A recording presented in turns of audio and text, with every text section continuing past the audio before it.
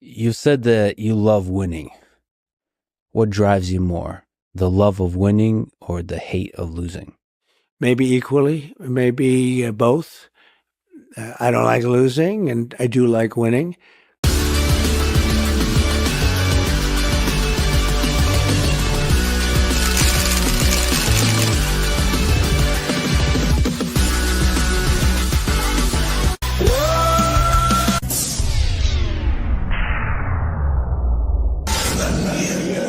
Say his name and he appears. This is a friendship that'll never ever end. Greetings and welcome to Winning Tonight. How's everybody doing out there? I hope you are all doing and living well. Thank you for being here tonight. We're going to watch later in the show around 9. We'll be watching the Elon and President Trump, Elon Musk interview with Sean Hannity, much anticipated and awaited. And until that time, we'll be covering top news and updates. All right. And we are off and running. Let me thank each and every one of those people in the winner's circle who are part of the solution, who make it happen each and every week. Thank you guys so much for supporting the channel. Now more than ever, it means so much. And a big thanks to Shelly and Wolfram as well, who support us over on Rumble. We are broadcasting live tonight, of course, on Rumble, X, and YouTube. And away we go. All right, like I said, tonight we're going to do that little change of plans here at the last minute when I realized that tonight was when the interview is dropping. So there may be a few promos out there that don't say what we're actually doing. We're still going to do a lot of it, and who knows how long that interview is going to go for, or whether they're going to do it in pieces. Hang on one second.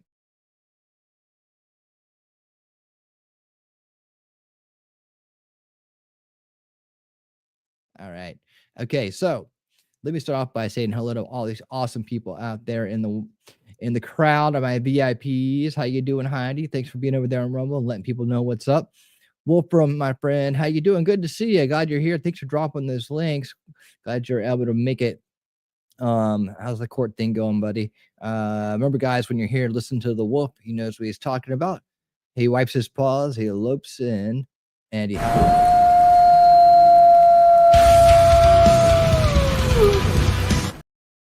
and that's how you know the Alpha Mod is in the house. Yes, you do. All right, who else we got out there in the crowd? We got MJ. MJ, how's it going? MJ, good to see you. Suzanne from Canada. How you doing, Suzanne? Good to see you. We got all kinds of folks out there having a good time. And there's Shelly talking trash truth. She's hostess with the mostest. Giving big hugs as people come in on all the platforms we're on tonight. And yes, guys, we thank you for being the VIPs in the front row. No reporting for court tomorrow. Yeah, so far so good. Awesome. Awesome. Well, it gives you time to get that shirt that says nullify everything that walks. There you go. Is Arby here? I see a hello Arby somewhere. Oh yeah, there's Arby. How you doing, Arby? Good to see you, buddy. Good to see you. Look at all these awesome people out here tonight, man. You got all kinds of cool people. All right. The most bass crowd in the scene, man. So much going on. And let's start with some of the big news of the day. Yes, Kash Patel won a vote for them to move to the vote. He won a vote for them to vote. That means they can have a secular vote or something. We only said it a few times before the show, trying to get it right, and I've already forgotten it. But that's okay, because it just means that they can't ask him any more ridiculous questions. It's time to get down to business, and it's looking really good. And as well as him, Howard Lucknick did get confirmed. I believe it's for transportation, so we're good on there. Dream team assembled. So far, so good. We're batting 1,000, and I think we're going to bat 1,000 all the way through. So that's really awesome. And boy, the establishment doesn't know what to do these days. They're having all kinds of problems. Like, things changed there for a second. Hold on. They're having all kinds of issues because their fraud's being exposed on the daily. Yes, it is. And they're losing their funding, their corrupt funding. And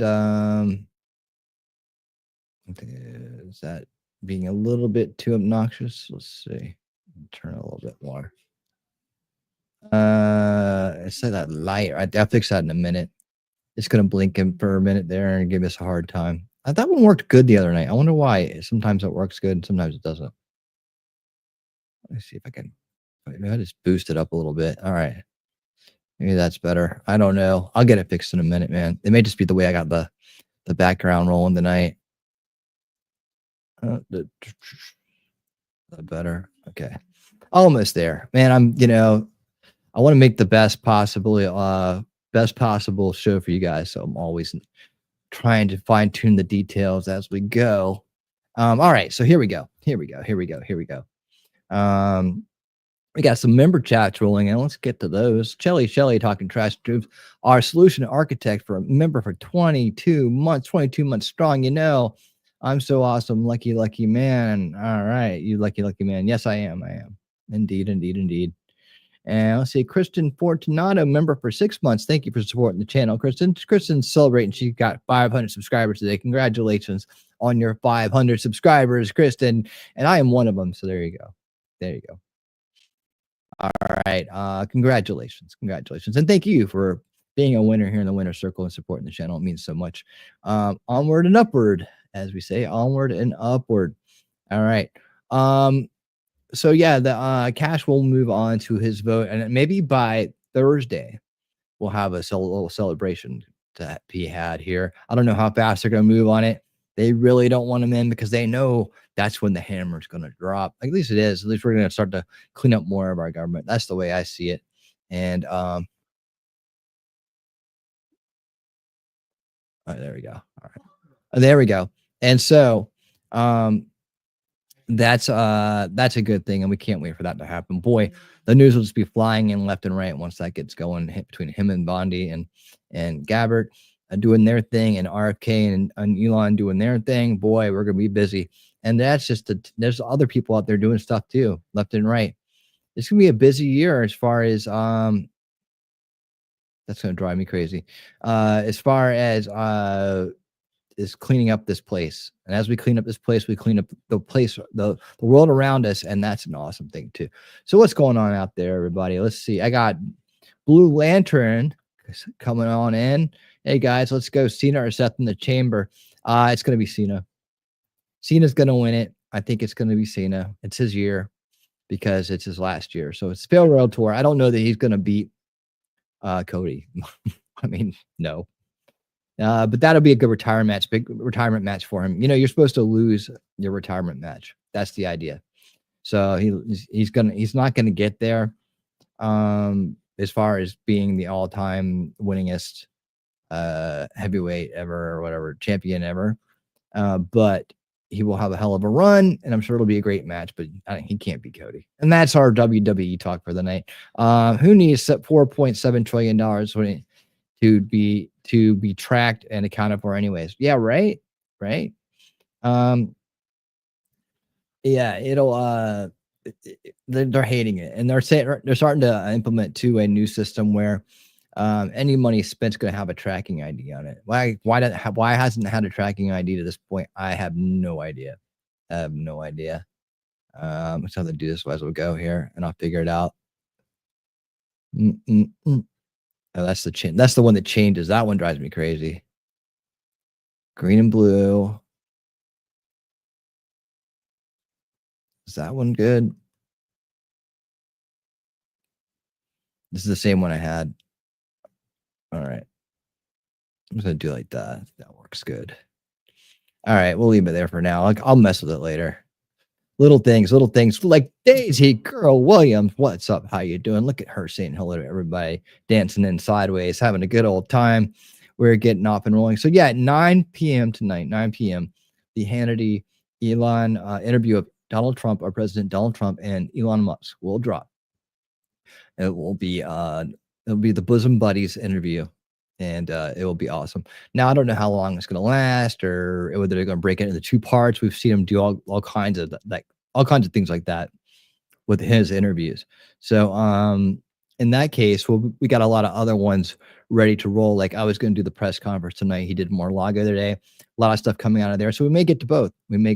But I think the feature tonight is the much anticipated Trump Elon interview together. And I think that's one that's going to generate a lot of interest. Make sure you let people know that's what we're doing here tonight in case they didn't see the updates in time.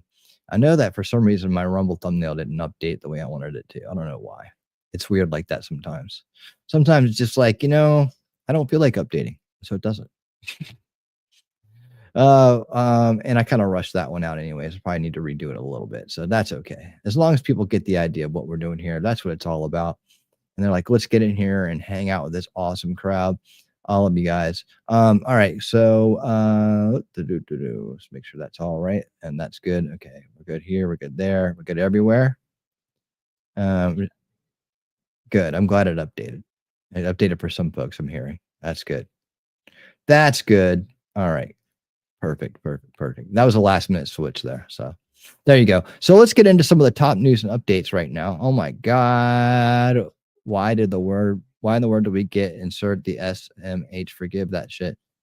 Why did the word get inserted in the SMH? Okay. It's all right. Whatever you said, it's okay. Whatever you say, it's okay.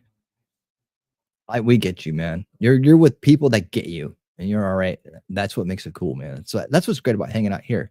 You're with people that get you. Okay, so I want to go over some of the corruption and not that.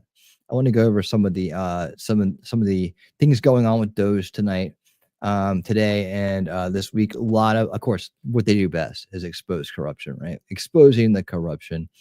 And I got some other things to roll over until we get to the point where we are ready for our big interview tonight. Let me go ahead and get this right. But one of the biggest things rolling right now is the explosion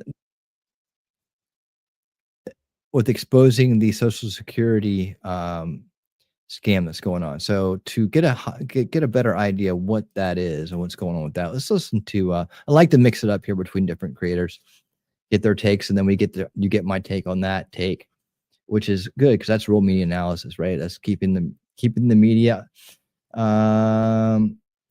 honest, right? So there we go. And they are the ones I bring up are role based. So we just get to share the takes together. That's the good thing. So let me bring in Charlie Kirk.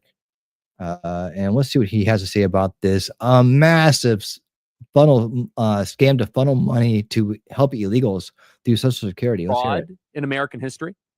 Over the weekend and into last night, Elon Musk on Twitter has been highlighting an unusual thing about the data of the Social Security Administration. There are millions and millions of numbers that are linked to people that are over 110 years old. Literally, you could look at the chart. Let's put the chart up on screen. There's 3.6 million numbers for people aged 110 to 119. There are 3.5 million for people aged 140 to 149. There's almost 1.5 million for people ages over 150. There it is right there. Now let's just take a pause. For those of us that have been in the fight for fiscal sanity for well over 13 years, we've known this. We've talked about it. We've clamored, and politicians just kind of sit down and shut up. Who cares? This has all been looked into. So the conventional DC wisdom is, okay, this is normal. It's just paperwork. They're not sending payments to people that shouldn't be getting them. Oh, sure. However, after so many of our eyes were opened during COVID, do we trust the government to say that they've looked into this thoroughly? The government has not earned our trust. The last decade, the last 20 years, the last 30 years, they lied about weapons of mass destruction in Iraq. So you look at this chart, 3.6 million numbers for people ages 110 to 119. Now, mind you, this is not about cutting Social Security for current beneficiaries or for those of you that are retirees. This is about sending money to what we call phantom Social Security numbers. Now, some people have suggested this could be millions of people who are fraudulently drawing Social Security benefits on behalf of people who died half a century ago. It's probably a bit more complex than that. However, is it a black hole? Is this a glitch in the financial accounting matrix of the federal government, the Social Security Administration has an inspector general, and they've been aware of the issue. Again, excuse me while I dismiss your awareness. I'm on Team Elon here. I don't want to hear your excuses. Oh, the numbers are here, but I'm going to build out what their excuses are. And we'll see whether or not this might be the most glaring smoking gun of financial waste in the history of the U.S. government. The Social Security Administrator has an inspector general, and they say they've been aware of this. They investigated it in both 2015 and 2023. What they basically said they found was this. Most of these expired numbers are from before there were electronic databases for tracking deaths. There are a lot of people, and as a result, who simply don't have a death date log. Now, the Social Security Administration says they have methods in place to avoid paying fraudulent benefits to these old numbers. But they're also too lazy to clean up their data. They say it's not worth it because it would cost $5 to $10 million. I'm sorry, $10 million? That's a rounding error. We send hundreds of millions of dollars of missiles to Ukraine, and $10 million, they won't clean up a rounding error. You have a $6 trillion budget, and you won't spend $10 million to clean up what is obviously a glaring problem with the Social Security Administration. It seems a little suspicious. Yeah. The Inspector General sounded the alarm in 2023. This is Biden's Inspector General. They pointed out there's all kinds of ways that expired Social Security numbers can be used in fraud. For example, it can help illegal immigrants to blend in. We know this is happening. We know that there are millions of illegals that steal Social Security numbers. This we know of.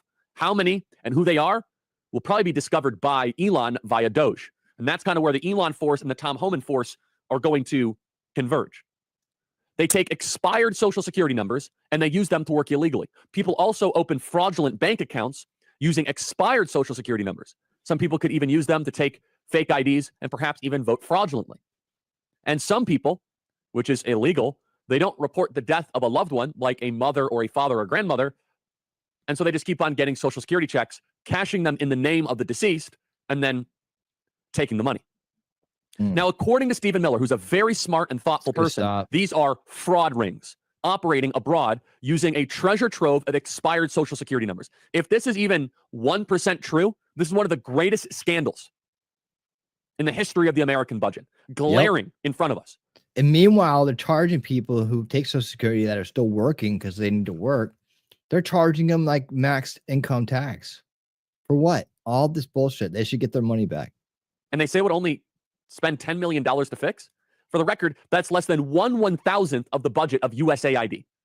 Here is Stephen Miller, a serious thinker and a real operator, claiming this is a foreign ring using U.S. taxpayer dollars to reverse launder money from you to we don't know where. Black holes of cartels and Iranian leaders, Chinese Communist Party outposts.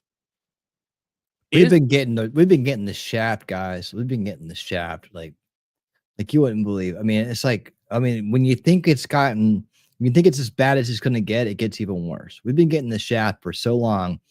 That's what I'm saying. Like someone mentioned, oh, we might get a tax refund this year to make up for it. Nope.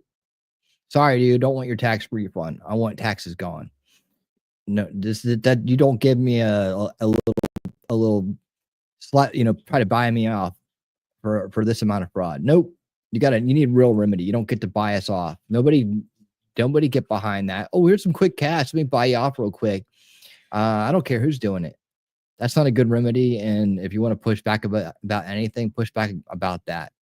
Like literally trillions of dollars in tax fraud for decades. And we're supposed to like take a couple $100 off our taxes and be happy about that. Nope. You can't give everybody $1 million because then the dollar ain't worth shit. That wouldn't work.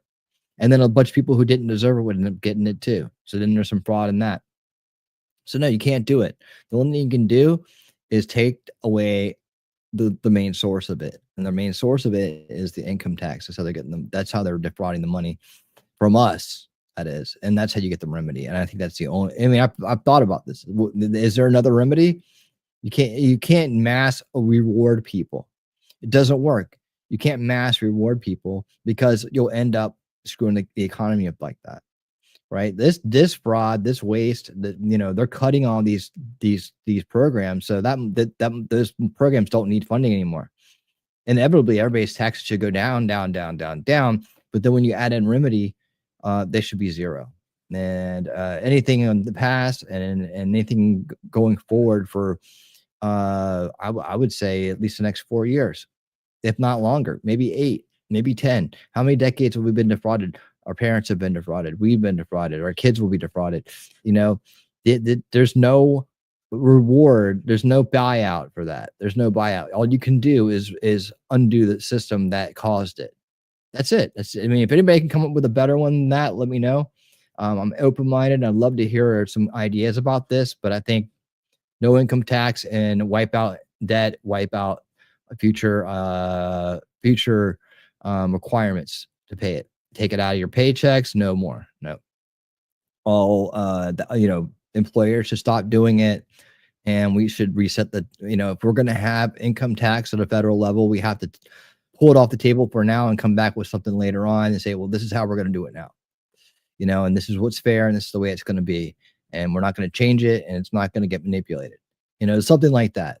We can't continue like this. And no buyout, no payoff is gonna satisfy what the damage that's been done. Is this some sort of a government spending program via money laundering? Play cut 72. As we know, there's a massive amount of fraud in this country. You have, for example, foreign fraud rings. These are foreign nationals who come into the United States. They use fake social security numbers. They use fake identities to steal billions in taxpayer benefits. There's no way to know until DOJ gains full access exactly how much money we're talking about. But over a 10-year normal budget window, you could be talking about saving over $1 trillion by clamping down on massive fraud in our tax and entitlement systems, including, again, those carried out by organized fraud and theft rings. You could fix this in one afternoon. You want to know how? I could fix this overnight. You classify everybody over 120 years as dead. You don't need a death certificate. There is not a living person over 120 years right now in the United States of America. The oldest person ever to live in America is like 122 ever in the history of the country. So all 120 you can classify as dead. That would fix it immediately. But they're not doing it. Why? Makes you wonder, where is all this money going? Where's the money? Who's benefiting from this? The old Latin phrase, Quid bono, who is the benefit from this? Why won't you just spend the $10 million to clean it up? Benefits. Elon Musk believes this is one of the greatest discoveries of fraud ever. Oh, yeah. We won't know until Doge does what Doge does. But it makes you wonder. It makes you ponder. Yes. Is our nation needlessly going into debt to the tune of $35 trillion to not even send money to its citizens? These are very scary questions. Yep. This is an untreated. It's called robbery, man. And let me clarify it for you. It's called a scam by the elitists to destroy the country and destroy the people in it. We live in we struggle. We live in deficit instead of surplus in our lives. We struggle.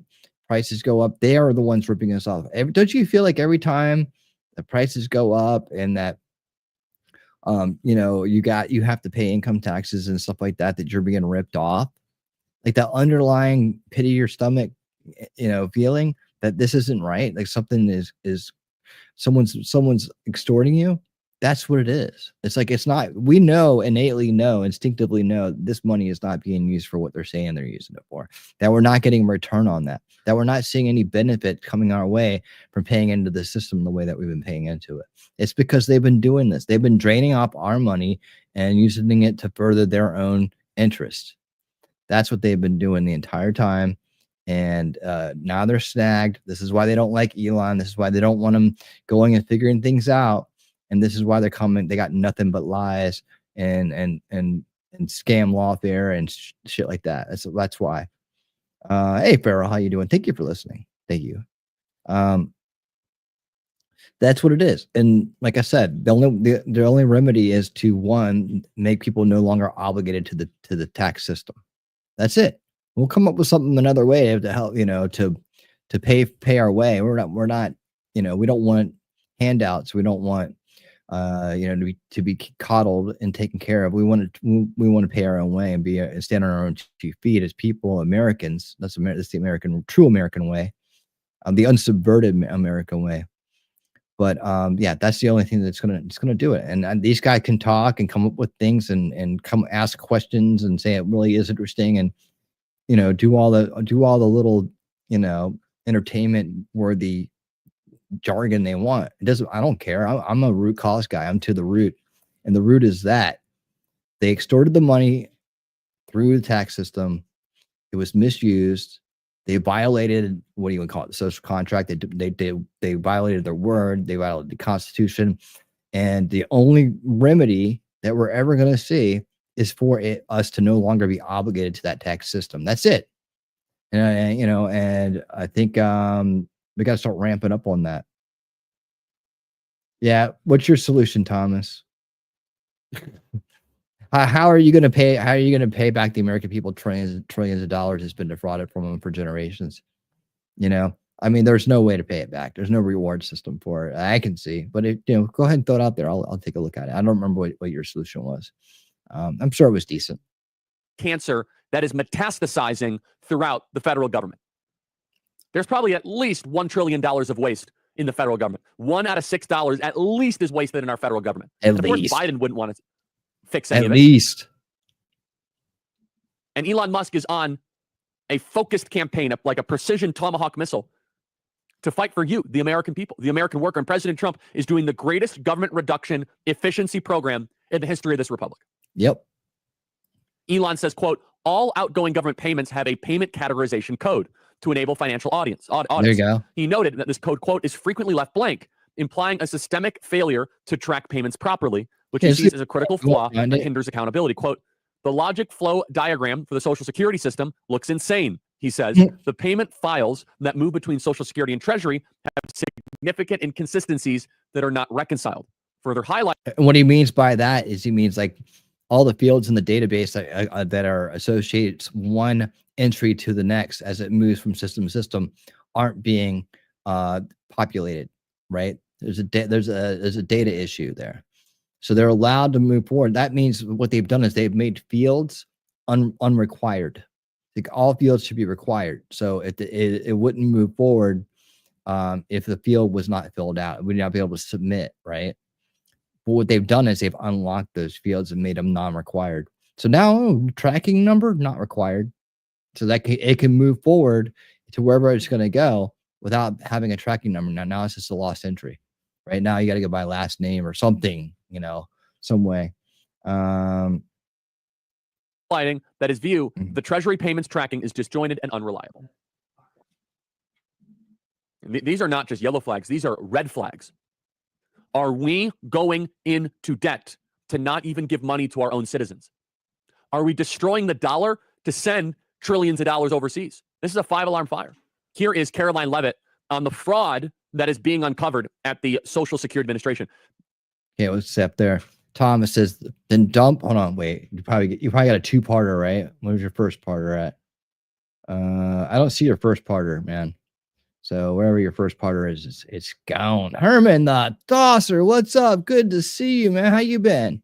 Hope you've been doing great, man. Hope you've been doing great. Hope you're keeping safe over there. And living well, man. Good to see you, and thank you for being here. Okay, Thomas, you say then dump all that monetization money. What do you mean by that? Into running the government while using the American public as watchdogs. What does that mean? And to keep the fraud and loss gone, so there will be excess to pay off debt to the people. Now, pay off what debt to the people and how? I got questions, man. I got questions. You know, if it's a solution, we got to troubleshoot it. We got to smoke test it. We got to poke holes in it. That's why when I throw mine out there, I'm like, you know, let me hear what you think about it. I mean, usually I don't get a lot of pushback on the solutions I propose because I've usually already taken them to the root before I propose. I'm like, I've answered all this. Like, you know, I had 4 questions for you on that, and I know you're just trying to preference it for the sake of, you know, chiming in chat. But you know, these are the kind of questions we have to answer before we say, oh, that's a good solution. Let's add it to the list, right?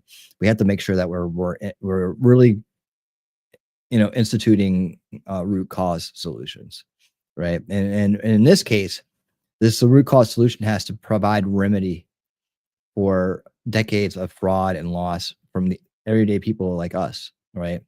We've been screwed over.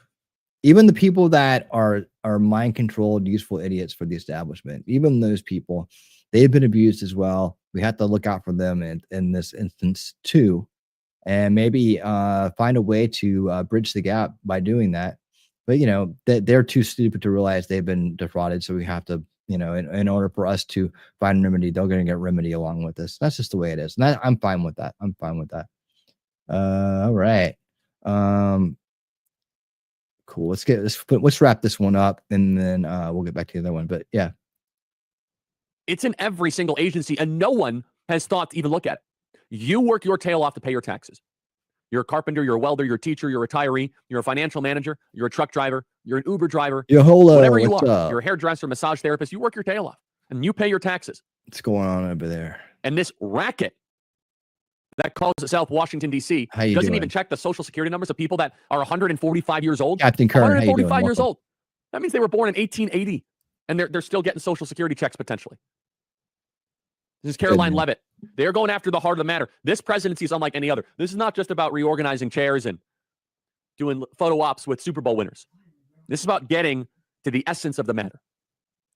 Play cut 62. They're not President Trump has directed Elon Musk and the Doge team to identify fraud at the Social Security Administration. They haven't dug into the books yet, but they suspect that there are tens of millions of deceased people who are receiving fraudulent Social Security payments. And so their goal in going into the Social Security Administration is to identify three things. Number one, to identify duplicate payments and to end them. Number two, to identify payments that are going to deceased people who are no longer living and should no longer be receiving that money. And number three, to protect the integrity of this system for hardworking Americans who have been paying into it their entire lives. So rest assured, to all of the people watching your show tonight, if you paid into the system, honestly, you will continue to receive your Social Security checks. Do not buy into the lies from the legacy fake news media who are trying to fear you and scare you into believing otherwise. In all instances, tax-free. We know how many people are getting Social Security payments, and they're not tens of millions of people that are necessarily getting fake ones. But the question is, which one is a fake and which one is legitimate? That is the question. The question is, which ones are the legitimate ones and which ones are the fake ones, and which ones continue past the point of death. We got an email here from one of our listeners saying that their loved one died during COVID, and the Social Security checks, even though they reported it, came for another 3 years. Another 3 years kept on coming, even though they tried to report it. And then you have to wonder, is this laziness or is this incompetence? And they say, oh, it's $10 million to fix it. That feels like the silliest, dumbest excuse I've ever heard. That the government doesn't want to spend money on something. $10 million is the salary of a backup wide receiver on the Arizona Cardinals. Right. Here, while he's thinking about that, let's do this.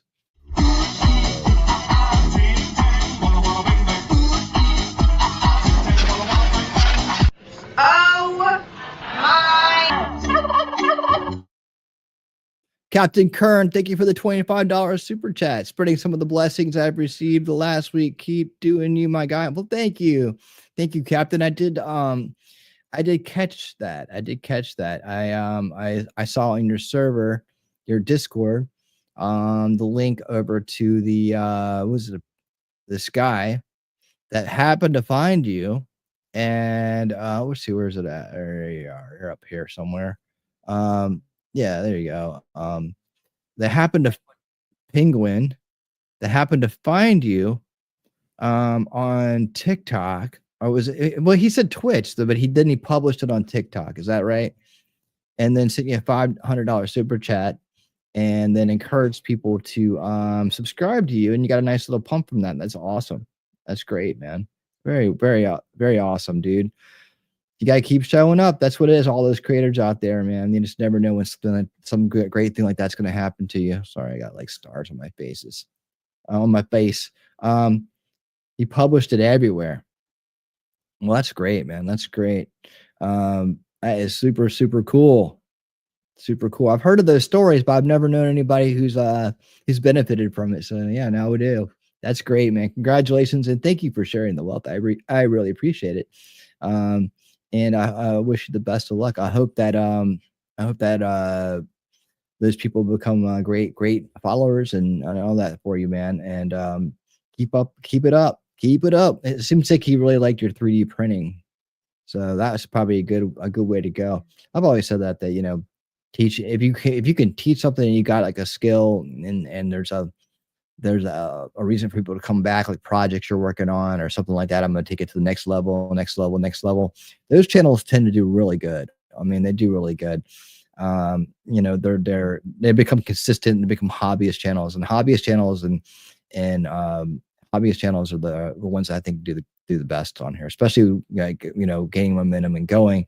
And then you just take those streams or whatever, and you make yourself some videos out of it, some short term, some short videos, and some, you know, a little bit longer form videos, and you just cut up your own streams. Or you could actually specifically say, this is how I'm going to explain this part, explain that part, all that works out really good. So so yeah, that's awesome, and thank you for that. I really do appreciate it. Cool. Let's wrap this one up. This one's going. The government will spend more on that and for donuts at the FBI. I mean, that response is incredibly suspicious. And it begs the question, what are they hiding? Well, Tim Burchett, congressman, thinks that Congress is heavily implicated in this. Play cut 73. Well, the IRS has hundreds of different groups that have access to this stuff. And yet no one's complained about that. You don't hear There's checks and balances in place for the specific system. That's not true. Even the IRS, even politicals and the former IRS commissioner who was just on the show yesterday said even he didn't. I love it when a reporter, like a actor, a teleprompter reader, lectures someone who's actually doing the job. It's so funny. I'm going to tell you what's up, even though I don't actually do it myself. Go to it, and it's highly unusual for politicals to have access to that system. Do you not have questions about what they're doing with the data, why they want access to private tax information from Americans? Do you not have those questions as a member of the Oversight Committee? I have questions. The only reason you'd have questions is if you're doing something crooked. And you're going to see a lot of congressmen with red faces when they follow this paper trail back to members of Congress, ma'am. And that's the bottom line. He knows. He's been there. You have to wonder how much of this is a soft subsidy of illegal immigration. I got some more from him coming up tonight too. He did that interview with Pamela Brown. He shredded her. I got a great clip from him coming up. Hey, Judge Maddie, what's up? Love the intro. I always make a great intro and a great exit, man. That's the thing. When an illegal comes in a country, there is a black market that shows them how to steal Social Security numbers. Who are these Social Security numbers? It burns me up when I think about my dad.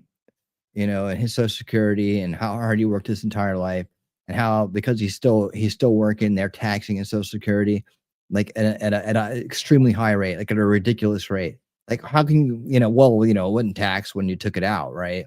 So if you're working, they're going to take income tax out of it. That doesn't make any freaking sense, man. Especially at his age. At a certain age, if you take it early, and you could still be but at his age, no way, man. And then to think about all these illegals and all these money laundering, all these bastards that are gaming the system and getting to stealing money, they're not getting income tax on the money they steal. And if they were, they sure as hell wouldn't pay it.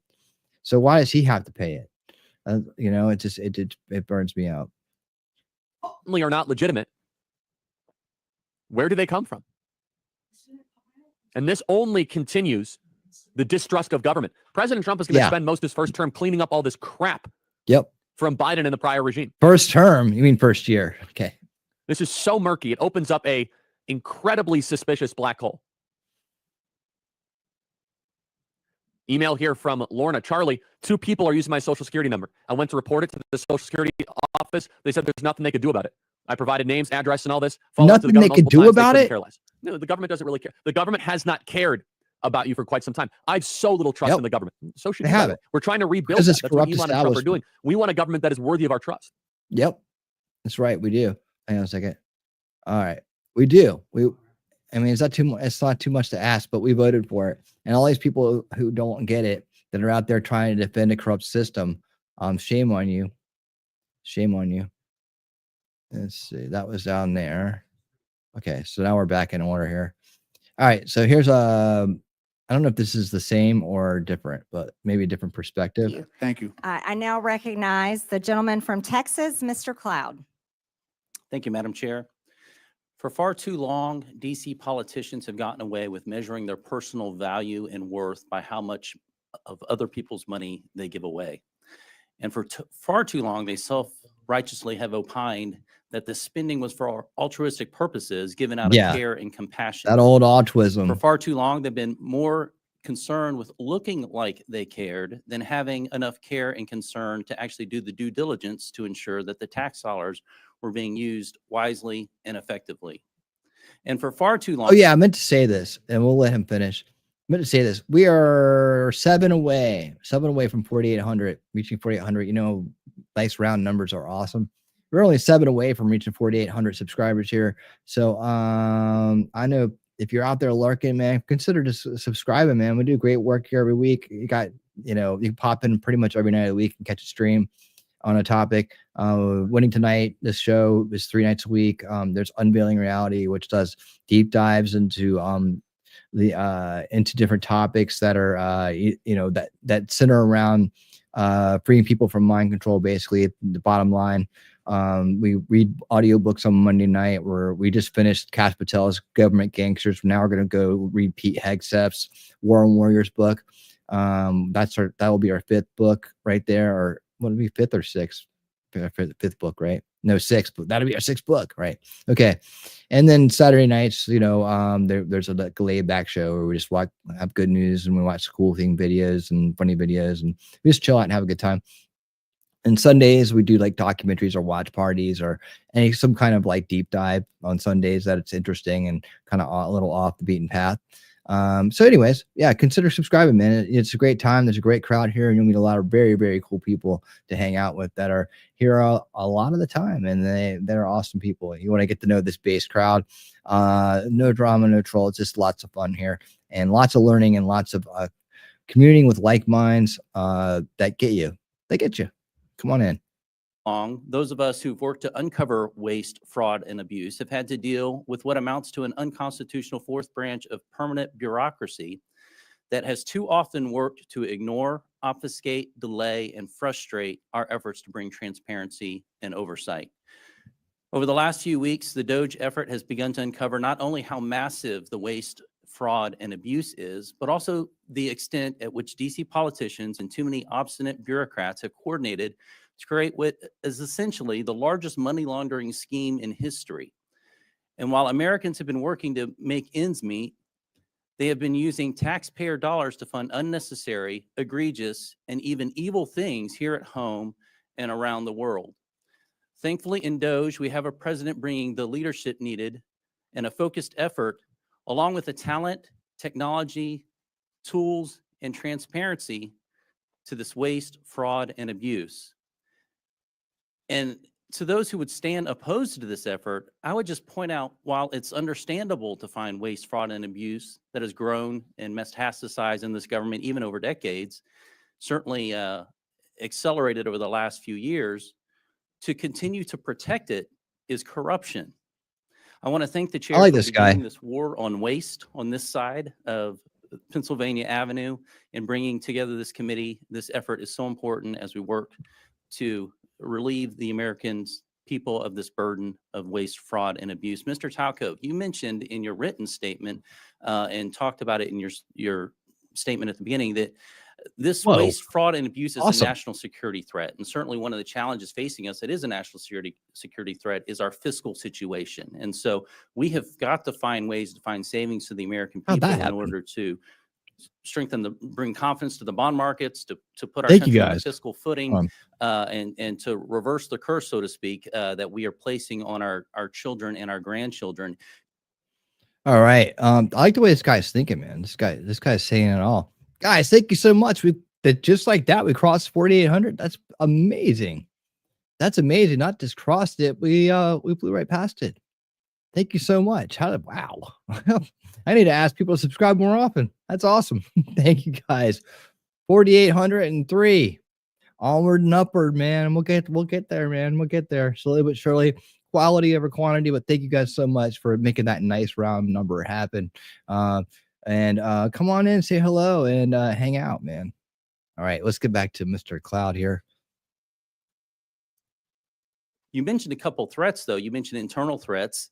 You said that these cases involve government employees, individuals entrusted with administering benefits who, instead of using their positions to approve fraudulent claims, override security controls, or even sell sensitive claiming information for profit. Now, this is not every federal employee for sure, but within the context of people who are trying to give their best effort, we have an internal threat. But you also mentioned transnational fraud rings, terrorist organizations, nation states, North Korea, nuclear weapons programs funded by our tax dollars. China, Thank you, Nigeria, young Iran, Romania, Fable. Russia. Thank you so much. Not our friends necessarily that are being funded Welcome. by taxpayer dollars. Could you give us some examples of how this is happening?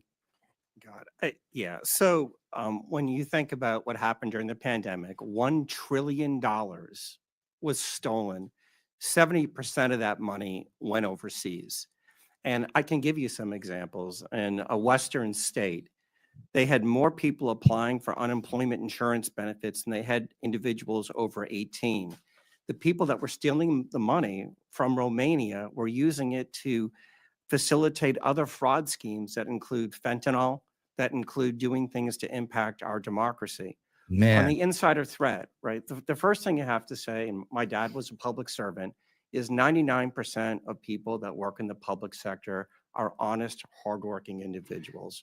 But there are some, and what you need is data and technology to root that out. There were examples during the pandemic. There were some examples even of last week where people got into the Medicaid system in a Western state and stole $50 million in less than 4 months.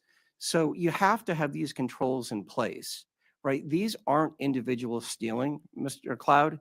These are organized criminal Systems. groups, both domestic and transnational. That, as you mentioned, taxpayers Rob are being blind. forced to fund the demise of our own country. Mhm. Mr. Winston, I wanted to ask you because there's a lot of talk about reconciliation right now. You mentioned Medicaid and what could be done to bring a pretty substantial amount of savings, and this is without affecting those who truly need Medicaid and for what the purpose of the program was extended for. Now, The gentleman's time has expired. But that was time well spent. I like that dude, man. He's got a good head on his shoulders. First time I've seen him, but man, he laid it out just the way it is. I'm telling you, man, we really need to push the income tax and all past and future endeavors to it. You know, we really do. It's like I'm gonna keep beating that drum for a long time, guys, because that's it. It's like there's no coming back there's no coming back from it, from what they've done.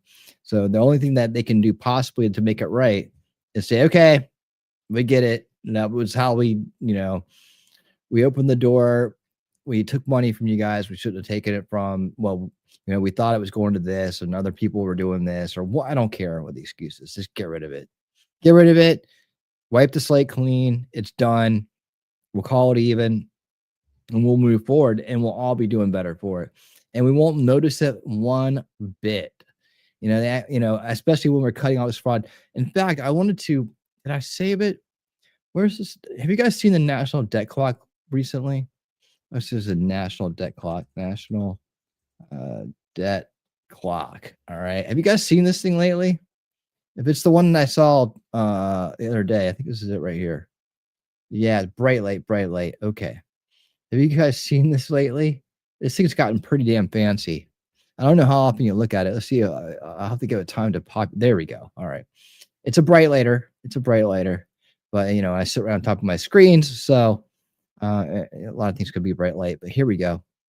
Check this out. Okay. Check this out. You see that national debt, right? And you see the spending, right? And you see the deficit, right? Well, look right below that. You got the Doge clock. It's going in the other direction. Okay. This is how much, it's still going up, but it's going in the other direction. This is how much money Doge is saving us right here. Can you guys see that? All right. Look at how much money it keeps going up and up and up and up and up. That's how much Doge is saving us. And a lot of these other clocks are starting to slow down. But man, it's just crazy how much information is on this page. I mean, there's a lot of moving numbers. We could probably spend a lot of time on this, going through it piece by piece and trying to understand it. I encourage you to probably do that on your own. But what's the secret window? I ain't clicking on that. All right. But yeah, that's the debt, right? They talk about the $36 trillion. Well, there it is. And our spending, right? And our budget deficit right here. And the federal spending actual. This is federal spending. This is the official and actual. I don't know what the difference that is. And then you have the Doge clock. So you can keep an eye on how much this Doge team is actually already helping us out right here. That's this amazing stuff. $110 billion, $100.7 billion. Amazing stuff.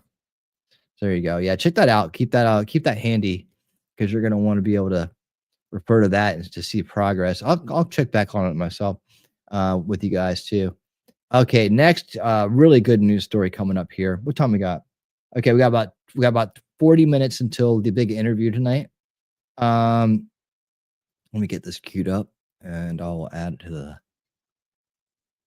All right, so speaking of saving money. Okay, there we go. Slow down. All right, here we go. And let's get that large screened and we're gonna be on there for a minute. There we go. What's the crowd talking about it here? Kind of sad. Okay. Dudes can't cut enough to fix the debt. No. That's going to come down through budget and so on. It's going to take a while to do something about that. 4.7 trillion is unlabeled payments. Oh man. Okay. So, but some of the really great news coming out of all this is one of the monsters in this world is starting to lose its money and having some problems. Well, hopefully the problems continue for this individual and their descendants because probably one of the biggest villains out there, one of the biggest Dr. Evil, pinky in the side of the mouth villains there is Soros. And you can give him all the Congressional Medal of Corruption medals you want, Biden. He's still an arch villain to this country and to the world for what it's worth. But check it out. Soros in a panic as Trump and Elon defund and bankrupt his NGOs. Good stuff. The amount of our tax dollars funneled to George Soros's Open Society foundations is staggering. It turns out that USAID has been bankrolling Soros's organizations to the tune of over $250 million. That's disgusting. $170 million over the course of the last 15 years. You and I, our tax dollars, were funding George Soros to the tune of over $250 million. According to a report by the Heritage Foundation, think about that. It was man. the Obama administration all the riots, that more or less officially all the designated subversion. Soros as a main recipient of USAID monies in order to fund far-left causes around the world. Here is an example of how those funds, again, our money, were used to radically impact the geopolitical order. One of the things that many people recognized about you was that you funded a lot of dissident activity, civil society groups in Eastern Europe, in Poland, the Czech Republic. Are you doing similar things in Ukraine? I set up a foundation in Ukraine before Ukraine became independent of Russia. The foundation has been functioning ever since, and it played an important part in events now. And if you thought funding... I played an important part in events now. That was 14, so... regime change in Ukraine... That was the regime change that led to the war, inevitably led to the war. Far as this corruption went, think again. You and I actually ended up paying in part for the Democrats' attempt at regime change here at home.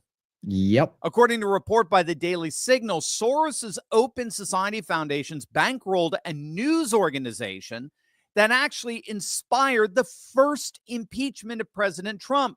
A news article published by the Organized Crime and Corruption Reporting Project, a news outlet that received funds from both Soros's Open Society Foundations as well as USAID directly, was cited Get broke, Soros. Get broke. By the original whistleblower who came out to claim that President Trump had abused his powers by threatening to withhold military aid to Ukraine. Oh, yeah, military aid to Ukraine. And then most of that money gets laundered. I wonder where it goes, right? I wonder where it goes. I wonder who gets that money. In order to dig up dirt on Joe Biden. So both U.S.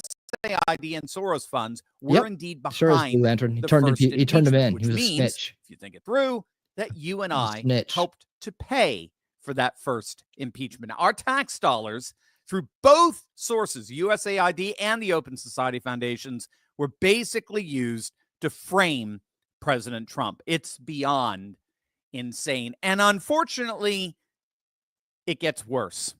Remember the BLM riots in the summer of 2020? What was I just saying? Yep. Soros. Yep. USAID We gave knew- nearly $25 The base crowd knew this, man.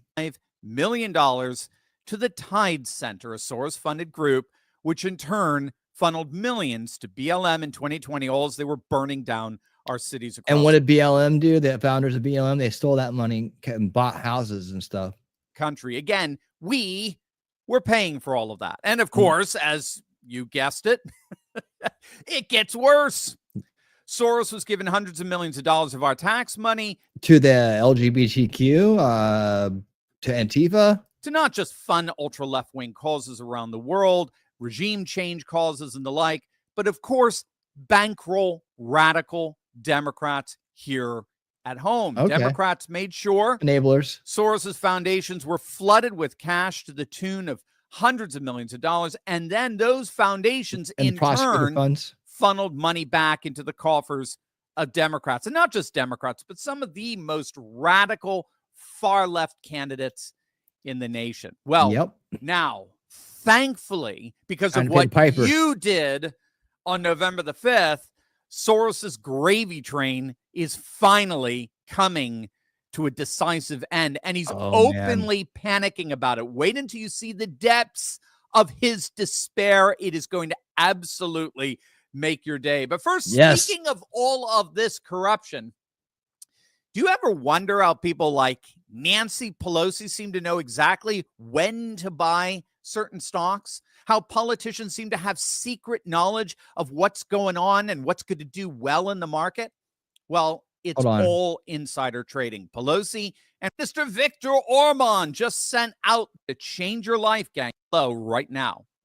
Hungarian Prime Minister Viktor Orban just sent out this tweet, quote, "Warning, our fears have come true.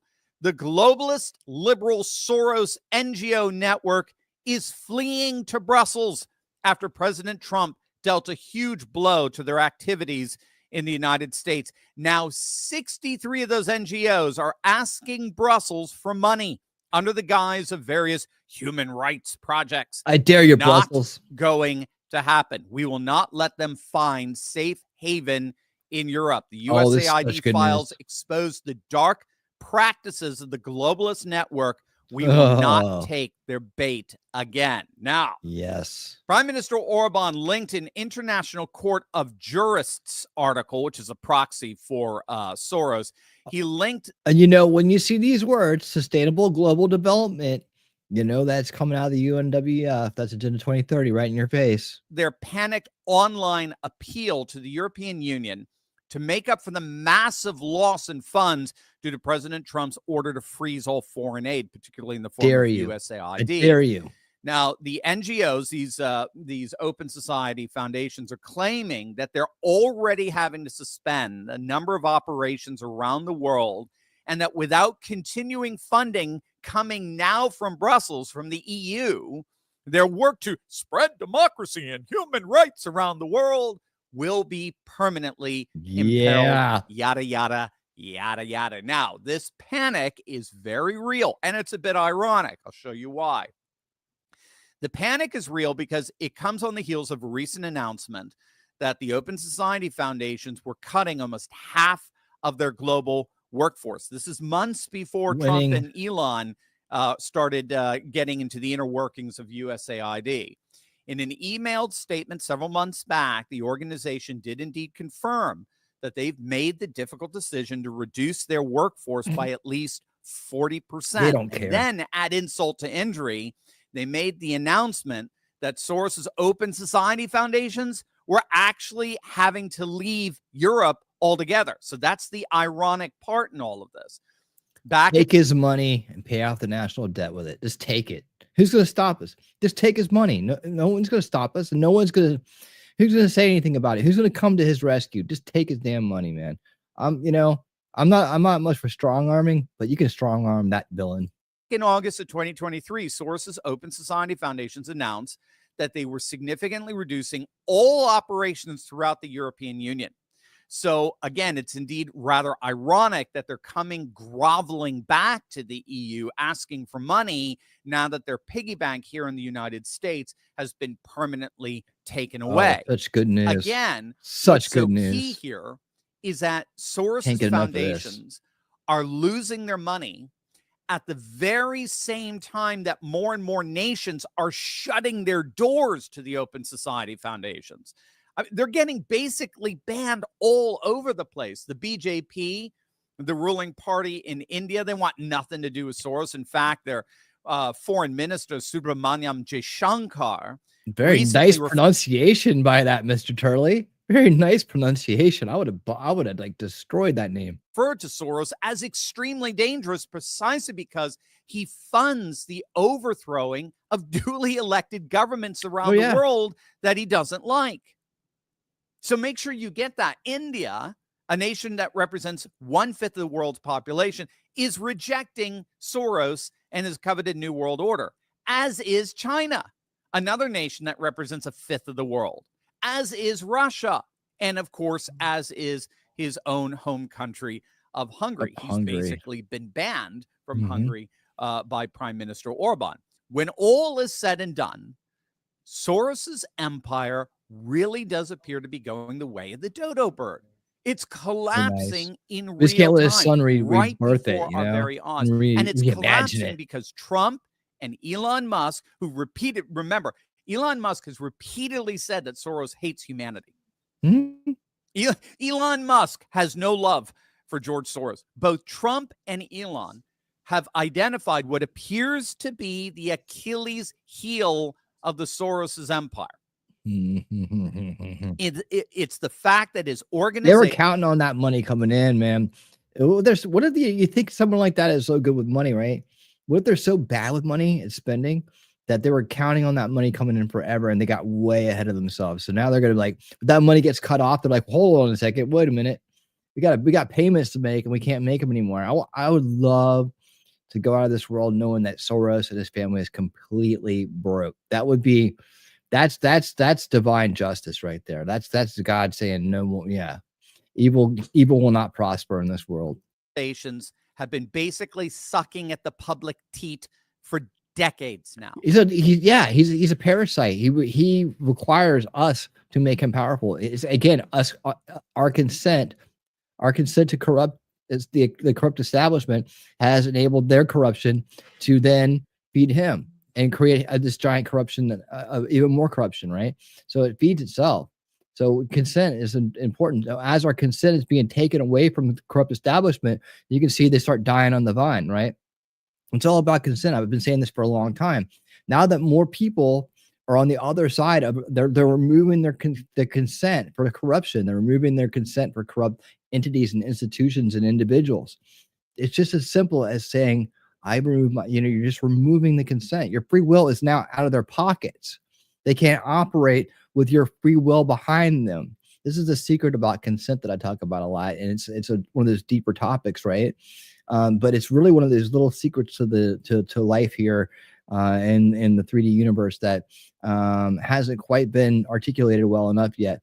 And it's something you either get lucky enough to discover or you don't. But your consent is your free will in action. If you understand that your free will that's the greatest power that you have, right? That's what people like Soros have wanted. That's what mind control takes away from you. So your consent, and they can manufacture it or you can give it willingly or whatever. But as long as they have it, they have the power of, think about it, millions of people's free will behind them. That's pretty powerful, right? So when you think about the world in terms of consent and free will, it paints a new picture of how the power dynamic really works. And here's a great example right here of when consent's being removed from corruption and evil, how it has a domino effect. And we're going to see it continue as long as we can keep people in that mode of removing. That's what the tipping points have always been about. It's about getting that tipping point where people are removing their consent from the corrupt establishment, and then the counterbalance can actually happen. And as I said, right now, doesn't it feel like the corrupt establishment's powerless? All their old tricks aren't working. All the things they used to get away with, they're not, because we've reached that tipping point between 2020 and today, where we were just barely on the cusp of it, maybe just a little bit behind it in 2016 and through 2020. We are now, because of the last 4 years, what we've been through, and the point to which we have pushed the corrupt establishment to show themselves, to show their hands, to play their cards, to play their counters, right? It woke more people up, more moments of clarity. Not to mention just the horrible things that have been happening after having such great 4 years of prosperity. We had something to compare it to finally, right? That woke a lot of people up too. The kid issue, the immigration issue, so many issues have been waking people up and catalyzing them to remove their consent from the corrupt establishment. Now you're getting to see the results of that, the benefits of doing that. And that's what we're experiencing today. And it's a great time. And that's the golden age I think Trump's talking about. This is going to go in a different direction now, where once we put our consent into good things and what is good, what are good activities and righteous activities, we're going to see more prosperity come to us and more awesome things happen in the future. Cures for diseases, longevity, freedom, safety, prosperity. All these things have come back to us now that we've removed our consent from corruption and evil. And it's just like, in a lot of cases, it was manufactured consent, like it was manipulated consent. It was consent, manipulated through that first veil, that establishment narrative. So many people are trapped behind. And now there's not enough people there that are trapped behind it anymore to power it past the people that are outside of it. So congratulations, we're here. Been working for decades for these moments here, and we're going to get ready to enjoy the ride, man. Now here we go on a really great, really fun trip. Let's let him wrap this up. Trump and Elon have just, everyone talks about Soros is a billionaire and he funds all these. No, he doesn't fund jack. He doesn't fund jack. Whatever billions he had, I guess he wasted that years ago on all this stuff. No, it's governments that are funding his organization. And Trump and Elon have discovered and exposed the government-centered money laundering operation that the Democrats and Soros have been involved in for decades now. Democrats funnel hundreds of millions of taxpayer monies to Soros to fund all kinds of left-wing causes, regime change operations around the world, all as Soros then funnels money back to the Democrats' own coffers, usually in the guise of these radical far-left DAs in cities around the nation. And by the way, even that's falling apart. Yep. And destroying and funding the destruction of our cities and of our safety and of our generations of our children's way of life, where their way of life is fundamentally changed from how we were raised to how they're being raised today. And that is infringed upon their freedoms and their ability to enjoy life, their freedom to enjoyment, right? That's infringed upon them in so many ways. We have a lot of making up to do for that, and a lot of changing. That'll come in time, right? We're one step at a time. Yeah, education's a big thing, MJ. It sure is, and that'll come in time. But I mean, just to see the way it's going to turn around, right? A lot of people don't think about the kids and how their rights have been infringed upon, and what the results of this corruption has had on them. But they will be the ones to turn it around, and they'll turn it around for their kids.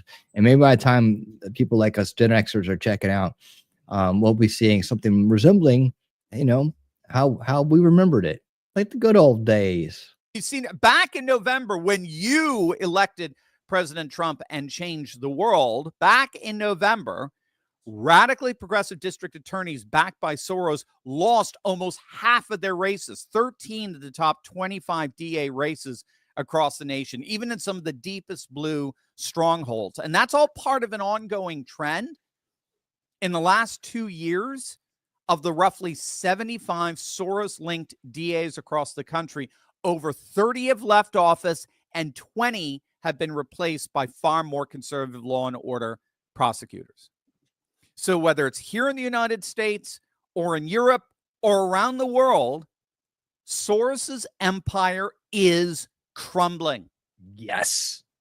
As a new civilizationalist world rises, the very world that his Open Society foundations did everything they possibly could to stop, that world, that conservative, civilizationalist world, as it rises, Uncorrupted world. Soros's world is coming to an end.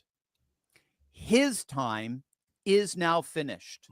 Ours is just beginning. Yes. By the way, click on the link. Thank you so much. Yes. Thank you so much for that. We appreciate it. Good report. Lots of good news there to be had. Right. And there we go. All right. Let's do it like that. Yeah, I did see that. Where's that? Did I add that to the list? I'm sure I did. It's probably way down here. I have some of the stuff on this list right now. We never did get back to Lee Zeldin, but I'm sure you guys have seen it by now. Tell me, can you guys hear this one? Hold on. Hi, this is EPA Administrator Lee. Does this sound like shit or does it sound good? My very top priorities at EPA is to be an excellent. Can you guys hear that? This is the one we tried to play the other night. We didn't get to. And yeah, David Hogg. Cool. David Hogg did already in his first week as I just turned it off. Hold on. Hold on, let me turn this down over here. Okay, there we go. All right. So in his first week as a DSC vice chair or something crappy, how desperate are you when you got David Hogg on your team? I mean, you're in bad shape. Yeah, and in his first week, he already broke the rules and started promoting his super PAC using their database. Let's see. Tim did a report on that somewhere. I don't know if I added it to the list or not. It seems like I didn't, but that's okay. We got about coming up on 15 minutes until the interview, the big Hannity interview of Trump and Elon. Okay, so let's take this real quick. Your hard-earned tax dollars. There will be zero tolerance of any waste and abuse. Anunnaki the one. You hear it now? Video circulated 2 months ago, featuring a Biden EPA political appointee talking about how they were tossing gold bars off the Titanic, rushing to get billions of your tax dollars out the door. What the? How is that possible? It's the same player, same everything, same. It's the Daily Wire. Everything is the same. How is this not coming through?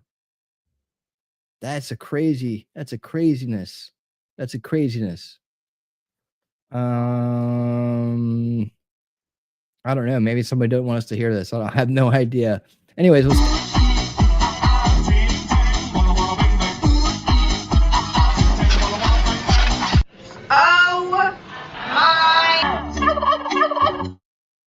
right, you guys hear that? Thank you guys. Thank you so much, Anunnaki the one.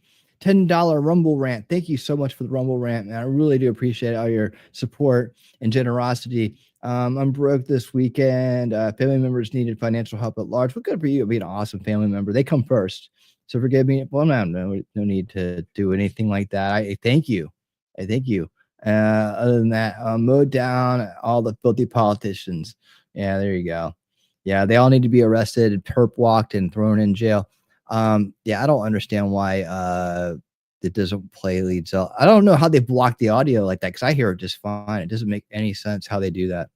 So, anyways, if you want to go find it, I've tried 3 times to play that, and I'm not going to waste anybody's time anymore with that. Let's see, where are we at? We got enough time to do something. Well, you guys know 14 states attempted to sue Doge, saying that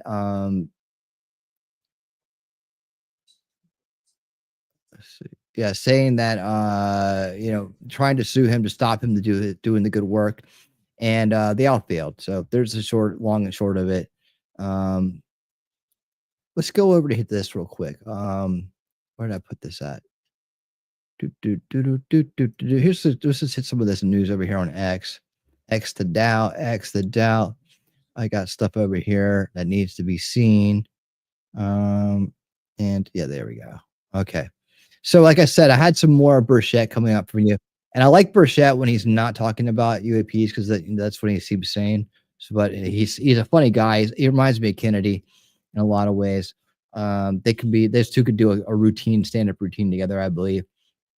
But let me play this because he absolutely just destroys Pamela Brown in this clip. You got to see this. Congressman, hold on. I want to go to this question because, again, it's not a question of whether waste should be rooted out of the government. So many people agree with that. But now we're seeing it's the way it's being done. The government is trying to claw back several employees who oversaw nuclear weapons after they were fired. They realized, oh, we made a mistake. We need these staffers who oversee nuclear weapons.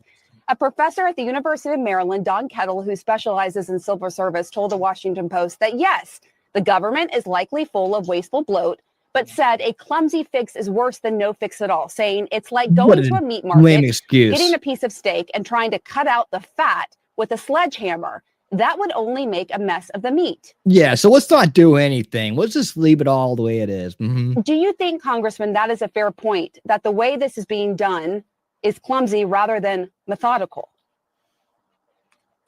Again, you're upset about you're attacking the message carrier, not the results. You talk about nuclear secrets. You had a person who was in charge of nuclear secrets, a man who dressed up as a woman, would go into the airport and steal women's luggage, was overseeing those nuclear secrets under the Biden administration. And I never heard y'all say a peep about that. Again, man, I don't know anything about that. I'll be transparent. Elon Musk. Well, you're not a very good reporter then, are you? Like you think you know everything about everything, but you don't know about that? Well, you need to look it up. Okay.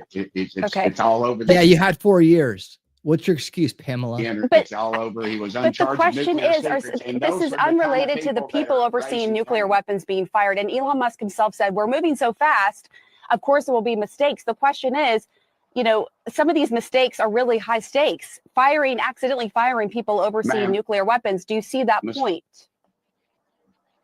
Humans will make mistakes, ma'am, but currently these are bloated programs. You have no-show employees that are yeah, all the old training in the health and human services, they didn't make a mistake when it was stealing people's luggages, steal women's luggage so they can go try on their clothes. That weirdo. I mean, it's like that wasn't a mistake, that wasn't oops, my bad, right? It wasn't like that. So yeah, he's saying where was your outrage then when that was going on, and how the hell did that person ever get nominated? Angry that they're having to go back to work, that they've moved, and they're not. No one's disagreeing. There's bloat and waste. Jobs were. No one's disagreeing. Well, then why are y'all not exposing it? Have y'all even talked about? Hey, Mozambique, we sent them $10 million for circumcisions. Okay. I mean, goodness gracious, ma'am, Americans are paying. We've been covering at length salaries. Where the money is going to. No, you haven't. All y'all do is run down Elon Musk and Donald Trump, and you continuously do this, and that's why your ratings are in the tank, ma'am. All right, Congressman Tim Burchett, we're going to leave it there. I do appreciate your time coming on and having this conversation. Thank you very much. Yeah, he's like, go screw yourself. That guy's hilarious. He's hilarious when he's not talking about UAPs. Otherwise, he's And speaking of hilarious, like I said, these two guys should go on the road together. Let's hear what Kennedy has to say. I've got a lot of friends who are Democrats, and they haven't asked me for advice. But if I did, I'd tell them, look, you just got to try harder not to suck.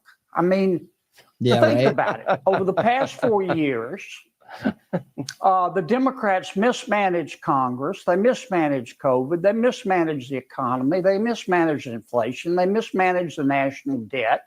They mismanaged Afghanistan. More recently, in their opposition to President Trump and Mr. Musk, the Democrats have chosen to support the bureaucrats and the spending porn over the American taxpayer, just like they support illegal immigration over the rule of law, just like they support transgender athletes over women's sports, just like they support Hamas terrorists over Israel. All Democrats are not like this, but the party is controlled right now by people who majored in online activism with a minor and puberty blockers. I know these people. They think women, they think men can breastfeed. They're triggered by race. They cry if you use the wrong pronoun. And most fair-minded Americans look at this and they go, these people are about 10 exits past normal. And that's what's killing the Democrats right now, in my opinion. Nice. Like I said, man, those guys could like just be killing it, going out on the road, doing a stand-up routine. They should do it. They should do it. I've got a lot of friends who are Democrats. Okay. All right. So also, let's check it at the border real quick. I got this great piece right here in our X to Doubt segment here. Let's go over to X to Doubt and let's go over to Colin Rugg, who does great work, and I have followed him. So there you go. All right. So just in, the United States is now using MQ-9 Reaper drones to target Mexican drug cartels, according to CNN. By designating the Mexican cartels as terrorist organizations, the United States could take out the cartels using them in their drug labs. Oh man, they're starting to they're going to feel some of that drone fear coming at them. Wait till they start coming over there with those Reaper drones, dropping off the dogs, the robot dogs, chase them down.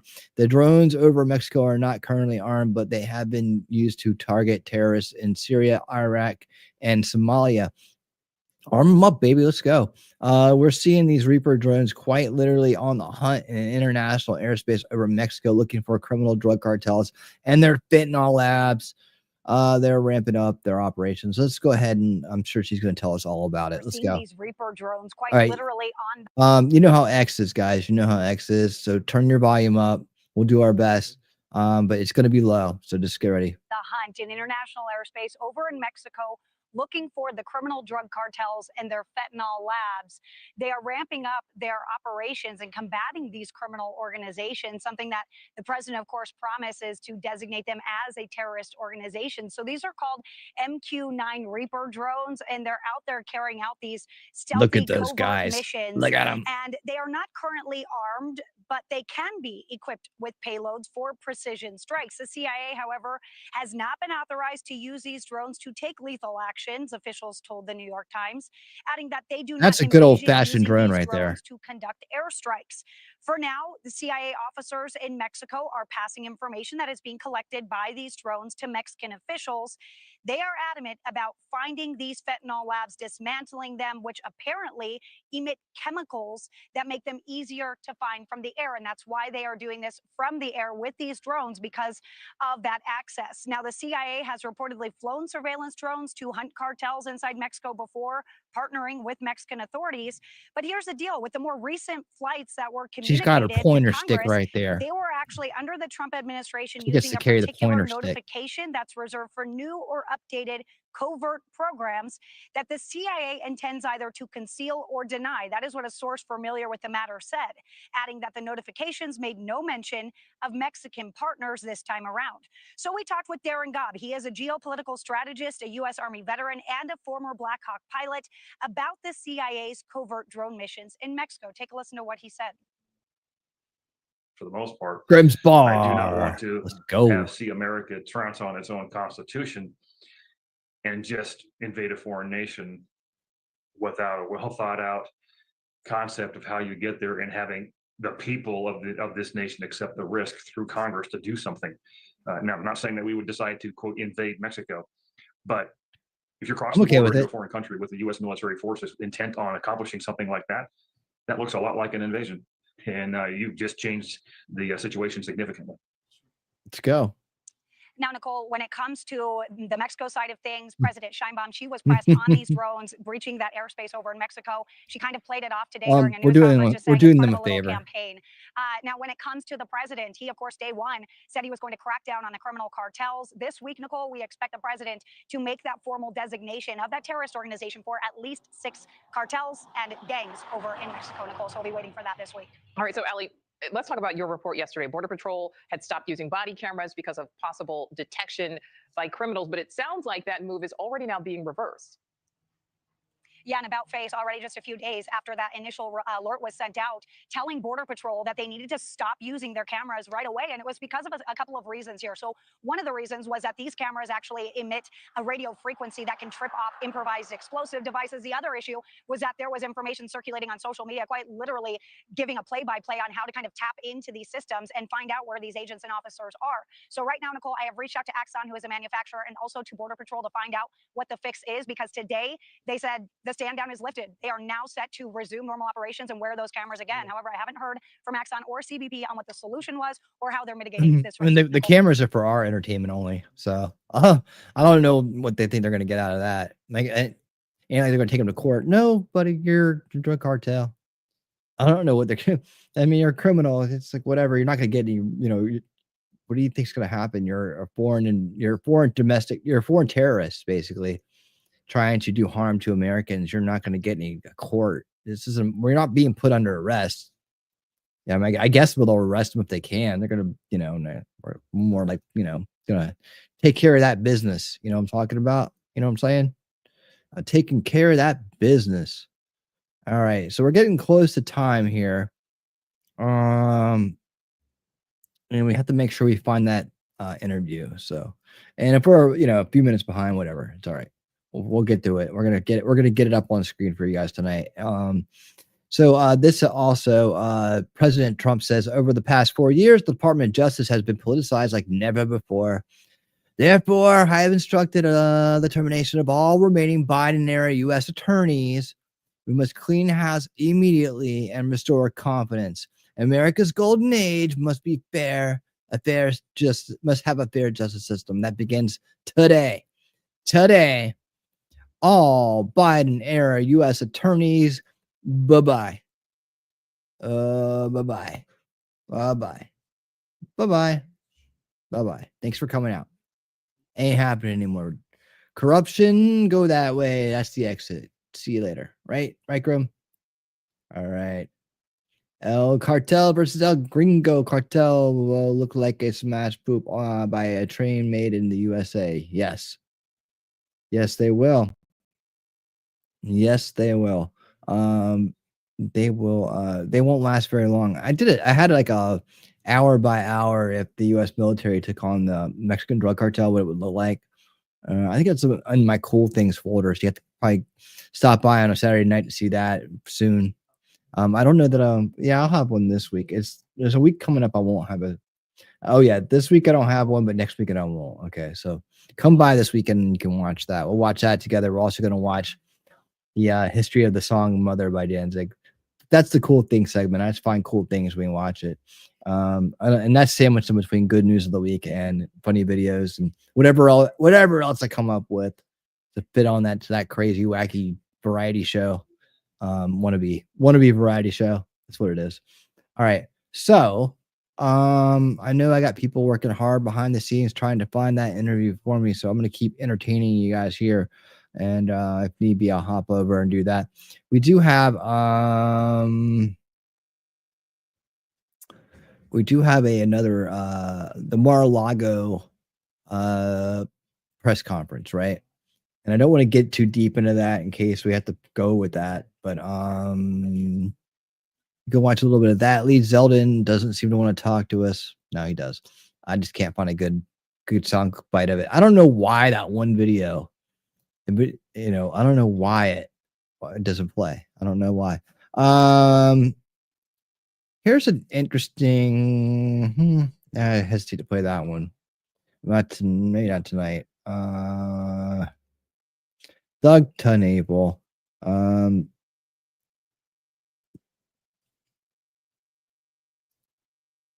Let's see.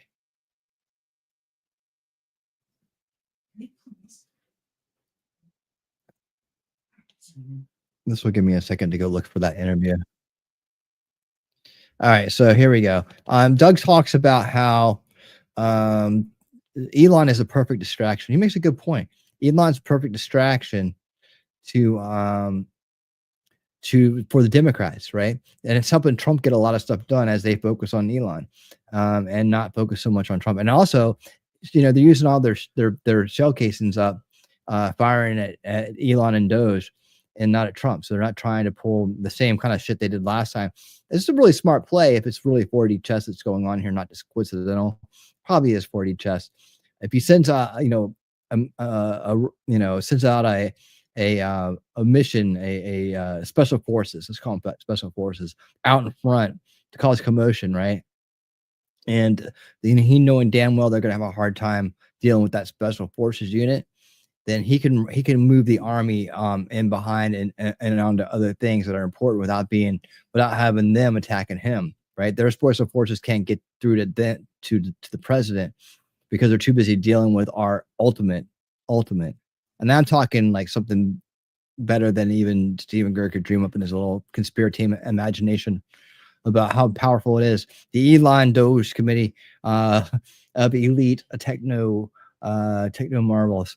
Anyways, let's listen to this real quick and I'll go find that interview and we'll get going. The Democrats turn up the heat on Trump. They're going to the courts, and the Supreme Court even weighs in defending Trump. Lawfare is in the air. And it almost all has to do with, these are all cases across the board involving DOGE, Department of Government Efficiency, run by Elon Musk. This is kind of a great front for Trump to have all of the Democrats going after that shiny piece of foil over there, and he can go over here and run the country.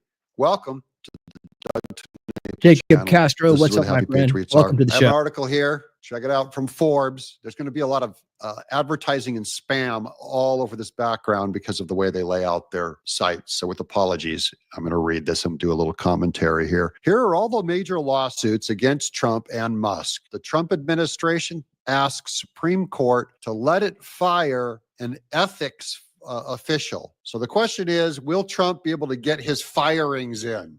Or do they have, because this is the big rub, right? If all of these agencies are technically under the executive office, under the office of the presidency, if the president can't fire one of these appointments, then this person who's in a government job, if they can't be fired by Congress, right? Because they're not, in this case, they weren't under the Congress. In this case, they're directly under the executive. If an executive can't fire someone, then there's no way, there's no higher authority to get rid of these people. So Trump's trying to get rid of this guy. That's what I understand of the news. Okay. The Trump administration asked the Supreme Court on Sunday to allow the firing of a top ethics official after lower courts blocked the move. Now, those lower courts are almost always more politicized than the Supreme Court. The Associated Press reports, marking the first case of the second Trump administration to make it to the nation's highest court amid a slew of legal actions as Democrats and others fight Trump and cost-cutting czar Elon Musk. Let that settle in. The Democrats are fighting Trump and they're fighting cost-cutting. That's what their brand is right now. Here's the timeline of all the major court cases, okay? This is yesterday, February 16th. The Treasury Department asked the Supreme Court to throw out a lower court ruling that temporarily blocked Trump's firing of government ethics watchdog Hampton Dillinger, the AP reports. By the way, the AP was also found to be on the dole, making money off the government with U.S. aid donations, the Associated Press. After District Judge Amy Berman Jackson ruled Trump, quote, plainly violated the law by firing the ethics official. So does the president have a right to fire an ethics official at the Treasury Department? The Trump administration went to the Supreme Court after a panel of judges at a DC-based federal appeals court. All right, stop this. Can anybody help with the link? Because I'm looking for it and we can't seem to find it right now. Help with a link to that. Benny's got it. We can watch it with him, I guess. It's like, I hate doing that, but I'd rather do it on our own. All right. All right, we'll do what we got to do. Let's see.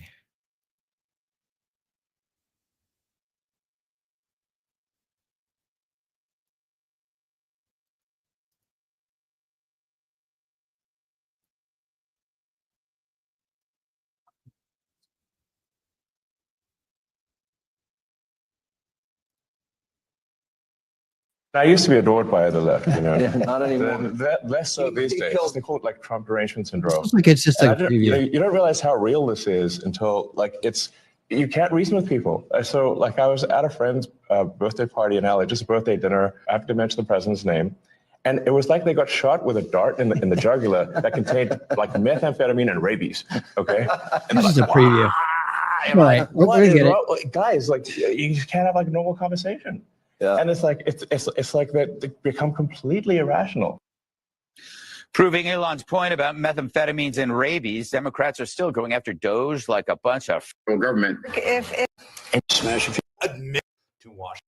Elon Musk is risk they has a bunch happened with Russiagate. In these oversight investigations, Don't get implemented. You know, we went in there to take the. I'm and think about Tesla with your indulgence. I'm like, and I mean, brick. They've with the president of the United States, Donald There you go. Trump, alongside Thanks, the Benny. left's newest boogeyman, the leader of Doge, Elon Musk. In less than a month, both President Trump and Elon Musk, they have taken a wrecking ball to the deep state, all while exposing a shocking amount of waste, You guys fraud, hear all right? abuse, corruption at the federal level. But this is only the beginning. Brick by brick, dollar by dollar, penny by penny. The American people are taking their country back from the grips of what is an out-of-control bureaucracy and not a moment too soon. So without further ado, here's part one of my interview with President Part Trump one. and Okay, Elon we're gonna Musk. part two. I got to start with this. So he's working for free with Doge. He's kind of put a lot of his life on hold. And you sued Twitter a number of years ago. You just made him pay you $10 million? That's right. That's right. That's right. That's well, right. I sued from long before he had it. Yeah. And I mean, they really did a number on me, you know, and I sued and they had to pay, they paid $10 million settlement. You're okay with that? I mean, I left it up to the lawyers and you know the team running Twitter. So I said, you guys do what you think is the right. It makes sense. I think it's fine. I think it's a very low. I was looking to get much more money than that. So you gave him a discount in the lawsuit? He got a oh, he got a big discount. I don't think he even knows about it. He's become one of your, if you read and believe the media, he's become one of your best friends. He's working for free for you. Well, I love the president. I just want to be clear about that. You don't care about that? I know. I love the president. You love the president. I think President Trump is a good man, and he's, you know. It's nice the way he said that. You know, there's something nice about it. Really is. You know, because I mean, the president's been so unfairly attacked in the media. It's really outrageous. And I've at this point spent a lot of time with the president, and not once have I seen him do something that was mean or cruel or wrong. Not once. You know, I've known him for 30 years. Yeah. And I've never seen anybody take as much as he's taken. Yeah. And we've discussed this, and I'm like, how do you deal with it? Did I have a choice? Well, you would say that to me. I'm like, what am I going to do? Worry about it? And, you know, and then culminating in 2 assassination attempts, which resulted in your endorsement. Well, I was going to do it anyway, but that was it. Precipitating event. Yeah. That speeded it up Yeah. a little bit. Yeah. The day of the assassination. I didn't know that. Yeah. It sped it up, but I was going to do it anyway. Mr. President, with your indulgence, I'm convinced that people only know a little bit about Elon. I don't think they know everything about Elon because as I studied and prepared for this interview, I learned a lot about you that I didn't know. I think people will think about Tesla. Democrats are demonizing you and trying to make the country hate you. I just want people to understand you a little bit better and the person that you've gotten to know and have now put a lot of trust in. Sure. And, you know, just let's go over a little bit of your bio, starting with PayPal and how you became involved in Tesla and SpaceX and Neuralink and all these. Well, I mean, you know, I think the way to think of me is like I'm a technologist and I try to make technologies that improve the world and make life better. Your shirt. Yeah, and that's why I like my T-shirt says tech support because I'm here to provide the president with technology support. And now that may seem like, well, is that a silly thing? But actually, it's a very important thing because the president will make these executive orders, which are very sensible and good for the country, but then they don't get implemented. You know, so if you take for example, all the funding for the migrant hotels, the president issued an executive order where, hey, we need to stop taking taxpayer money and paying for luxury hotels for illegal immigrants. which makes no sense. Like, so obviously people do not want their tax dollars going to fund high-end hotels for illegals. And yet they were still doing that even as late as last week. And so, we went in there and we're like, this is in violation of the presidential executive order. It needs to stop. So what we're doing here is one of the biggest functions of the DOGE team is just making sure that the presidential executive orders are actually carried out. And this is, I just want to point out, this is a very important thing because the president is the elected representative of the people. So he's representing the will of the people. And if the bureaucracy is fighting the will of the people and preventing the president from implementing what the people want, then what we live in is a bureaucracy and not a democracy. Now, you're both aware, you have to be keenly aware that the media and the punditry class, not that, I think you've proven they have no power anymore because they threw everything they had at you and they didn't win. And that was, the New York Times, Washington Post, 3 networks, every late night comedy show, 2 cable channels. They just threw everything, lawfare, weaponization. Sure. And now I see they want you two to start, they want a divorce. They want you two to start hating each other. And they try, President Elon Musk, for example. You do know that they're doing that to you. Oh, I see it all the time. They tried it, then they stopped. That wasn't. They have many different things of hatred. Actually, Elon called me. He said, they're trying to drive us apart. I said, absolutely.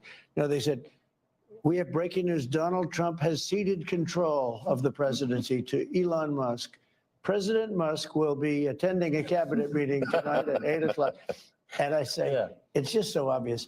They're so bad at it. I used to think they were good at it. They're actually bad at it because if they were good at it, I'd never be president. Because I think nobody in history has ever gotten more bad publicity than me. I could do the greatest things. I get 98% bad publicity. I could do, outside of you and a few of your very good friends, it's like the craziest thing. But you know what I have learned, Elon? The people are smart. They get it. Yeah, they do. They get it. They really see what's happening. Yes. And at the end of this interview, what I would like is I want people to know the relationship and know more about you. What is the relationship, Mr. President? Well, I respect him. I've always respected him. I never knew that he was right on certain things, and I'm usually pretty good at this stuff. He did Starlink. He did things that were so advanced and nobody knew what the hell they were.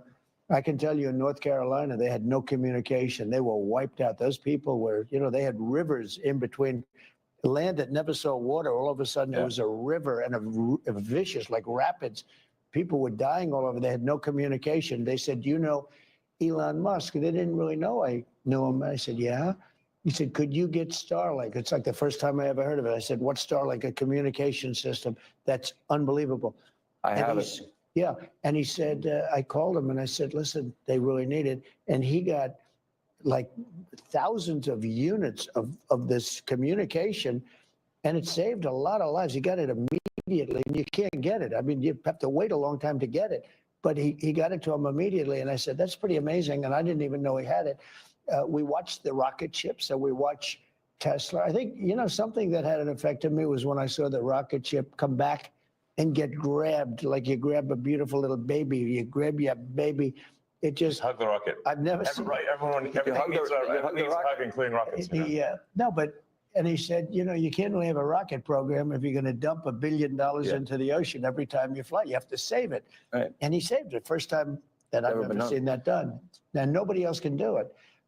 If you look at the U.S., Russia, or China, they can't do it, and they won't be able to do it for a long time. He has the technology. So you learn, I wanted somebody really smart to work with me in terms of the country, a very important aspect. Because, he doesn't talk about it. He's actually a very good businessman. And when he talks about the executive orders, and this is probably true for all presidents, you write an executive order and you think it's done. You send it out. It doesn't get done. It doesn't get implemented. They don't implement it. Maybe they're from the last administration, and they are in some cases. You try and get them out as fast as you can. But as soon as he said that, I said, that's interesting. You write a beautiful executive and you sign it and you assume it's going to be done, but it's not. What he does is he takes it and with his 100 geniuses, he's got some very brilliant young people working for him that dress much worse than him, actually. Yeah, they dress in just T-shirts. You wouldn't know they have 180 IQ. Wait a minute. So he's your tech support. No, he is. I actually but literally he's am much tech more support. than that. I Yeah. literally am tech support though, but But that's he gets it done. He's a leader. Yeah. He really is. He gets it done. You get a lot of tech people and you have people, they're good with tech, but he gets it done. You know, I said in real estate, you had guys that would draw beautiful renderings of a building and they'd draw the rendering. It would be great. And you say, great, when are you starting? But they were never able to get it built. They couldn't get the financing. They couldn't get the approvals. It would never get done. And then you have other guys that are able to get it done. You know, they could just get it done. I was in real estate. Same thing in this. He gets it done. So when he said that, he said, you know, when you sign these executive orders, a lot of them don't get done, and maybe the most important ones. And he would take that executive order that I'd sign, and he would have those people go to whatever agency it was.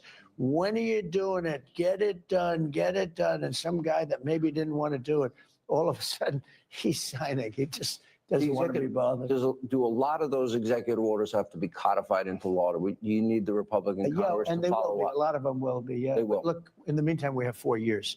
The beauty is we have 4 years. That's why I like doing it right at the beginning, because an executive order is great. I mean, the one problem is both good and bad, because when they did all these executive orders, I've canceled most of them. They were terrible. I mean, we're going to go radical left communists. Okay, it was crazy. Their executive orders were so bad. If they ever got them codified, you'd never be able to break them. So the damage that Biden has done to this country, and it's not even Biden, it's the people that circled him in the Oval Office, okay? But the damage they did to this country, in terms of, let's say, open borders, you know, there's so many things, but open borders where millions of people poured into our country and hundreds of thousands of those people are criminals. They're murderers, they're drug dealers, they're gang members, they're people from prisons from all over the world.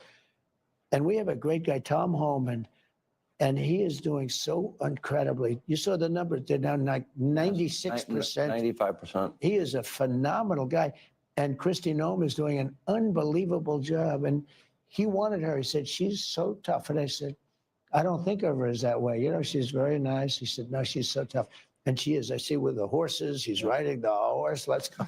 She's great.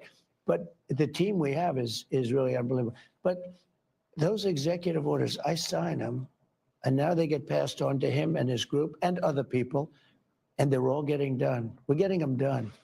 Let me go back a little bit to your background, because it's beyond impressive. You were the chief engineer, for example. You were an early believer in Tesla. You became the CEO, and then the chief engineer, which was phenomenal. SpaceX, same thing, which is unbelievable. I mean, you were the first private company to send astronauts successfully into space, first private company to send astronauts into orbit. Yeah. That's pretty deep. He's going to go into orbit soon. Okay. Yeah. No, he's going to go to Mars. He's Starlink at some point. Huh? Yeah. Is in I mean, they was asking like, do you want to die on Mars? And I say, well, yes, but not on impact. Starlink is in 100 countries. This is going to be hard. I feel like I'm interviewing two brothers here. You go ahead. Star Shield, which could be used for national defense. Yeah, it is already being used for national defense. Then you have what is it called? Optimus, a part of Tesla. The robot, yeah. A robotic arm. Then you have an AI arm. And then you have something that really fascinated me, and it's called Neuralink. Yes.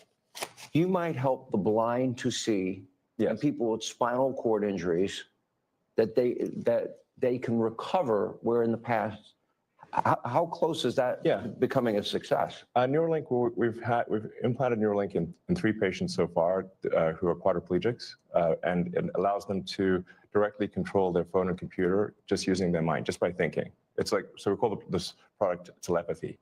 So you control your computer and phone just by thinking, and it's possible to actually control the computer and phone faster than someone who has working hands. Then the next step would be to add a second Neuralink implant past the point where the neurons are damaged, so that somebody can walk again, and so they can have full body functionality restored. And you like Bobby, right? I like Bobby, actually. Yeah, I think I supported Bobby Kennedy. I think he's unfairly maligned as someone who is anti-science, but I think he isn't. He just wants to question the science, which is the essence of the science. The scientific method fundamentally is about always questioning the science. Oh, they didn't tell us the truth about COVID. Correct. That's for sure. Yes. And we learned a lot with the Twitter files. And that just then raises a question. You're the richest man in the world. You may not like that part. You're pretty competitive. Neither here nor there. I've known you a long time. Matters. But that's why. But he's on your team. Well, that's true. He can't top that. He's good. You know, I wanted to find somebody smarter than him. I searched all over. I just couldn't do it. I couldn't. You really tried hard. I couldn't find anyone smarter, right? So we had it for the country. But this is the thing. We settled on this. Well, guy. thanks for having me. So I'm just trying to be useful. But this is the interesting. This is where we are as a society, and I hate to do this to you, but I'm going to do it anyway. You're doing all of these things. Nobody at Doge gets paid a penny, correct? Well, actually, some people are federal employees. Some are, okay. Yeah, they're helping. But I think it's fair to say that the software engineers at Doge could be earning millions of dollars a year, and instead of earning a small fraction of that as federal employees. Okay, so and they're very committed people. So Yes. you're committed to helping the blind see, people with spinal cord injuries recover. Yes. You're committed to getting to Mars. You're committed to rescue. You're going to help rescue next month 2 astronauts that I think were abandoned. They dispute that in an interview. At the president's request, or instruction, we are accelerating the return of the astronauts, which was postponed kind of to a ridiculous degree. They got left in space. They've been there. They were supposed to be there 8 days. They're there almost 300. Biden. They were yes, they were left up there for political reasons, which is not good. Okay, it's not good. Now, if I had the weight of the pressure of doing that successfully on my shoulders, I think I'd be, but when we spoke before we did this interview, you are very confident. You think this will be a successful mission. Well, we don't want to be complacent, but we have brought astronauts back from the space station many times before, and always with success. Mm-hmm. So as long as we're not complacent. When are you going to launch? I think it's about 4 weeks to bring them back. About 4 weeks? Yeah. And we're being extremely cautious. Yeah. You now have the go-ahead. Yes. Well, thanks to you. They didn't have the go-ahead with Biden. What's that? He was going to leave him in space. I think he was going to leave him in space. Well, it's like when we were growing up, lost in space. Yeah, he didn't want the publicity. Can you believe it? Unbelievable. And so I want to echo something that the president said and then ask an overarching question. So people get hit with Hurricane Helene. They have no communication with the outside world. You come to the rescue. You donated that, I believe? Yes. Right? You donated to the people. He saved a lot of lives in North Carolina. He saved a lot of lives. And California after the wildfires? California, but I mean, in North Carolina, where they were really in trouble, they had no communication. People were dying. They were dying of starvation. He saved a lot of lives in North Carolina. Okay. Now you're going to rescue astronauts. And now, and again, you do all of this. I would think liberals would love the fact that you have the biggest electric vehicle company in the world. Yeah, I mean, I used to be adored by the left, Yeah, not anymore. Less so these days. He killed that, huh? I mean, less. I really didn't. Well, I mean, this whole sort of like, they call it like Trump derangement syndrome. And I didn't, you don't realize how real this is until like you can't reason with people. So like I was at a friend's birthday party in LA, just a birthday dinner, and everything was like a nice, quiet dinner, and everyone was behaving normally. And then I happened to mention, this is before the election, like a month or two before, I happened to mention the president's name. And it was like they got shot with a dart in the jugular that contained like methamphetamine and rabies, okay? And they're like, wow! And I'm like, what is wrong? Guys, like, you can't have like a normal conversation. Yeah. And it's like they become completely irrational. He has no idea, but if you're friends with him, you pay a price. It's like I walk in a restaurant in New York and it's like half the room gets daggers and they want to. No, the eye daggers level is insane. Yeah. I mean, there was like I had like some invitation because I got invited to like basically a big sort of damn event like that was, but it received the invitation like the beginning of last year, and I still attended even after I'd endorsed President Trump, and I didn't realize how profoundly that would affect how I was received. I mean, I walk into the room and I'm getting just the dirty looks from everyone. Like if looks could kill, I would have been dead several times over. But that was not before Trump. Ashes on the floor. Before Trump, that never happened, right? No. All right, more of my interview from the White. All right. All right, ladies and gentlemen, the two of these guys deserve to be in a Thank buddy you, comedy. Benny, for sharing your stream with me. As So yeah, so I guess that could be more of that to come. So we'll do a part 2 here as soon as possible. I'll figure out when that's going to be, and we will get that rolling for everybody. So count on it being here, and I will relabel it to part 1. And so that way everything works out just fine. And I appreciate you guys being here for it. We still have time though.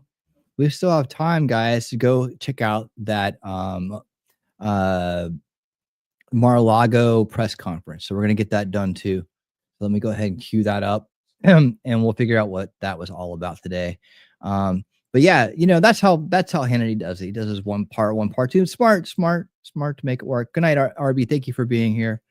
I appreciate you being here, man. And good to see all the people that stopped in while the interview was rolling. Thank you guys for being here as well.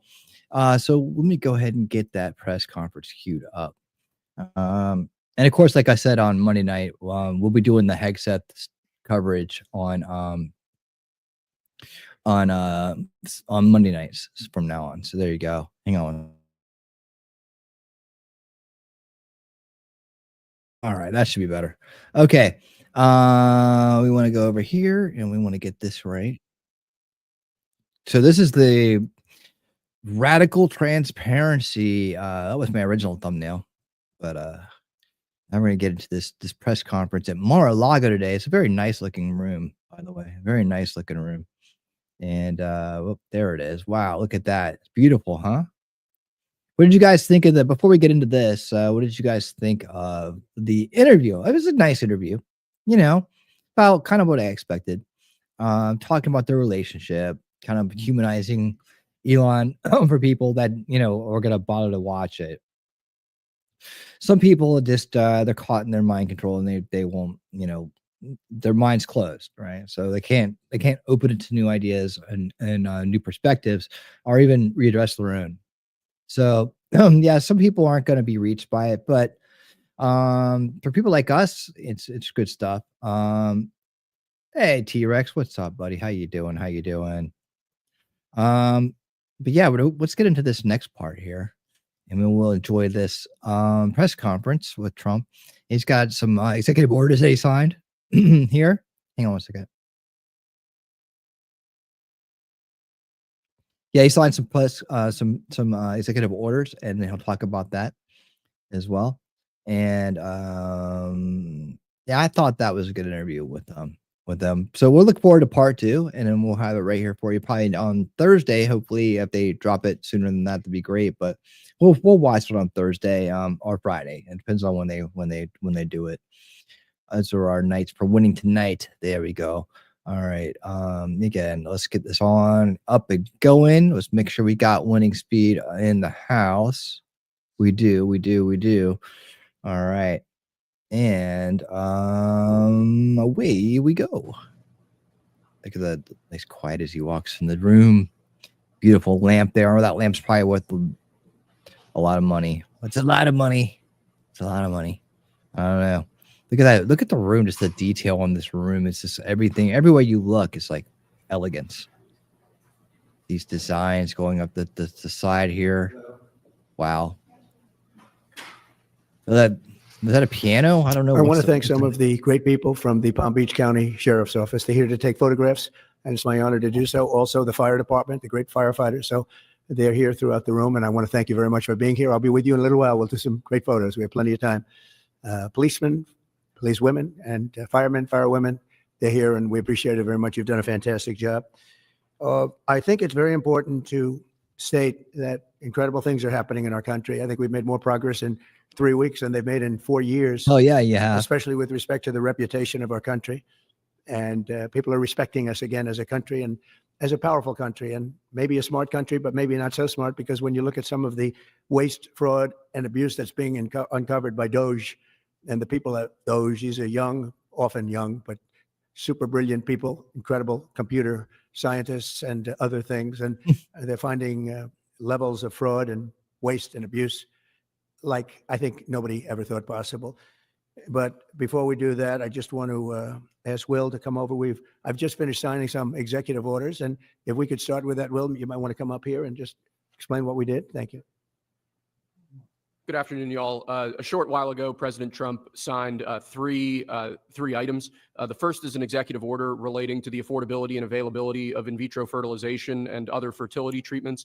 These are treatments that have become unaffordable for many Americans, or have been unaffordable for many Americans. And the executive order is a directive to the Domestic Policy Council to examine ways to make IVF and other fertility treatments more affordable for more Americans.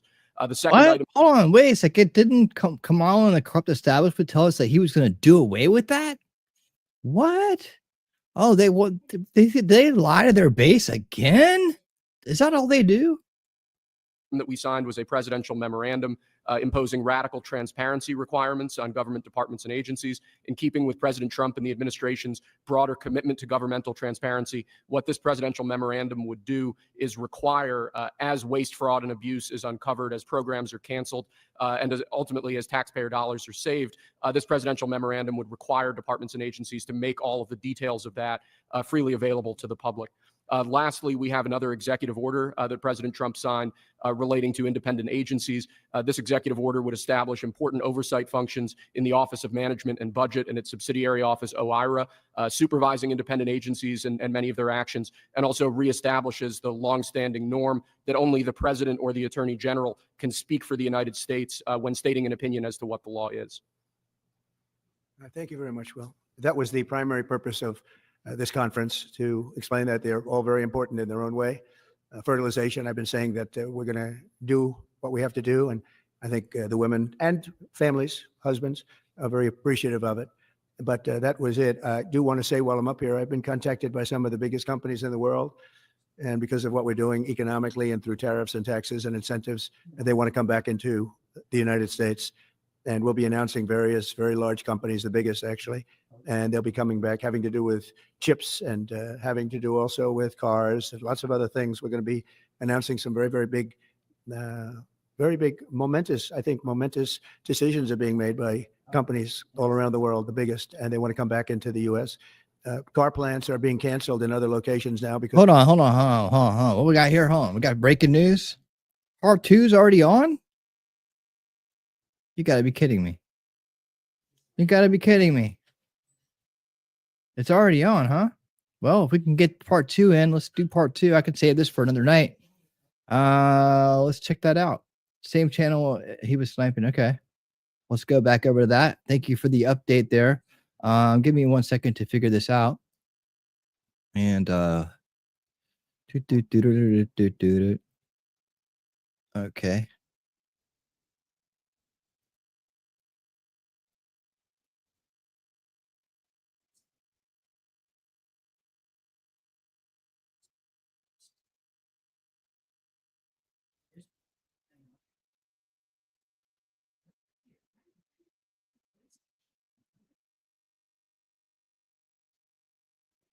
Working on it, guys. Question. So you have all of this going on and you stop. Part 2. In a way, you're still doing it and you partner with him. And this is what you get from the Democrats. You get, nobody voted for Elon. Well, nobody voted for any of your cabinet nominees. Okay. People are dying because of Doge cuts. I'll give you a chance to respond to all that. What Doge is doing is illegal. Elon Musk is more street vernacular for a male body part. It's a constitutional crisis. Okay. Why are they reacting like this? Well, first of all, do you give a flying rip? Oh, number one, and well, I guess we must be over the target of doing something right. You know, if like they wouldn't be complaining so much if we weren't doing something useful. I think. But all we're really trying to do here is restore the will of the people through the president. And what we're finding is that there's an unelected bureaucracy. Speaking of unelected, there's a vast federal bureaucracy that is implacably opposed to the president and the cabinet. And you look at, say, DC voting, it's 92% Kamala. Okay, so we're 92% Kamala. That's a lot. They don't like me here either. I think about that number a lot. I'm like 92%. That's basically almost everyone. Yeah. And so, but how can you, if the will of the president is not implemented, and the president is representative of the people, that means the will of the people is not being implemented, and that means we don't live in a democracy, we live in a bureaucracy. And so I think what we're seeing here is the thrashing of the bureaucracy as we try to restore democracy and the will of the people. Is this making sense? I mean, no, of course it does. I mean, to me, if you look at our framers and our founders, and you really become a student of history, Mr. President, and we've had conversations both on air and off air. And if we talk about constitutional order or transformational change, nobody can argue that what's happening here is it's going at the speed of light. But however, what were the principles of our framers and our founders? They wanted limited government, greater freedom for the people. And we'll get to the specific cutting of waste, fraud, and abuse. That is your goal, is it not? Yeah, and my goal was to get great people. And when you look at what this man has done, I mean, it was something. I knew him a little bit through the White House. Originally, I'd see him around a little bit. I didn't know him before that. And I respected what he did. And he fought hard. You know, he was maybe questioned for a while. He was having some difficulties. It was not easy doing what he did. I mean, how many people have started a car company and made it really successful and made a better car where it's, you know, beating these big companies that's all they do is cars? I mean, it's really amazing the things he's done, but I didn't know it as much then as now. I mean, the fruits have sort of taken hold, but I wanted great people. And he's a great person. He's an amazing person. He's also a caring person. You know, he uses the word care. So they sign a contract in a government agency, and it has 3 months, and the guy leaves that signed the contract, and nobody else is there, and they pay the contract for 10 years. Yeah. So the guy is getting checks for years and years and years, and he's telling his family, obviously, maybe it was crooked, maybe he paid to get the contract, or maybe he paid that they didn't terminate it. But, you know, we have contracts that go forever, and they've been going for years. And they're supposed to end in 3 months or 5 months or 2 years or something, and they go forever. So the guy is either crooked, you know, where he knew this was going to happen, or he's crooked because he's getting payments that he knows he shouldn't be getting. But they're finding things like that. They're finding things far worse than that. And they're finding billions, and it will be hundreds of billions of dollars worth of fraud. I say waste and abuse, but fraud, waste, and abuse.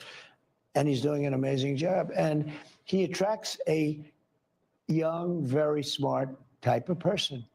I call them high IQ individuals, and they are. They're very high IQ and high IQ. And when they go in to see the people and talk to these people, you know, the people think they're going to pull it over. They don't. These guys are smart, and they love the country. You know, there's a certain something. But he uses the word care. So people have to care.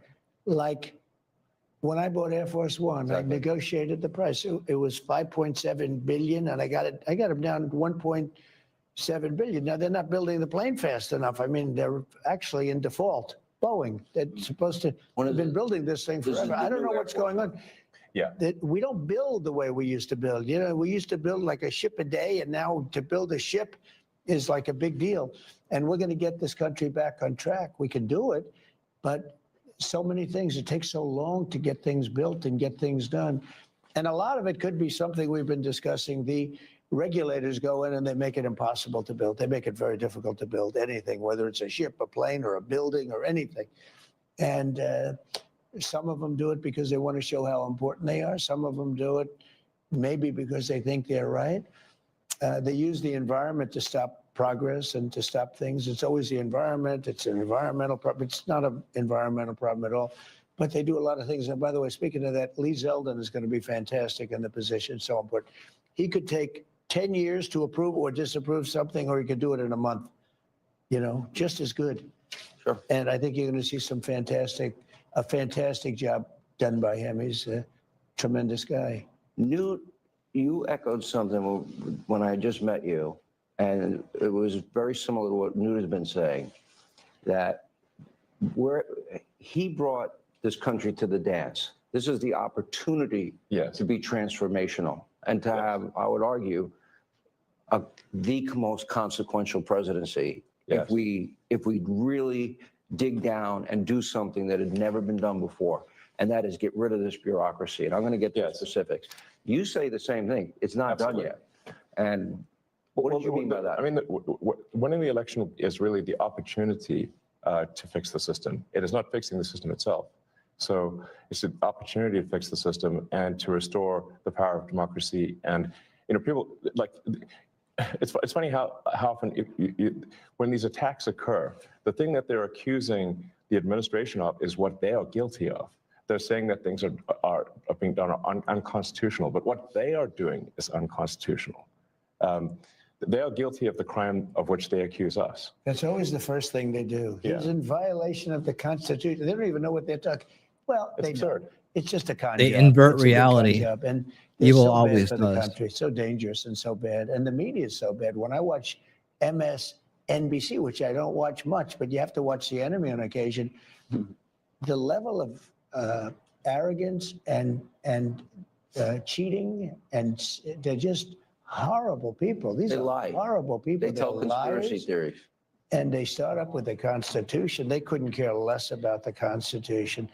CNN, likewise. I mean, I watch them asking questions with, the hatred with the. I said, "What are you asking the question with such anger? You're asking me a normal question, but you see the bias. The bias is so incredible.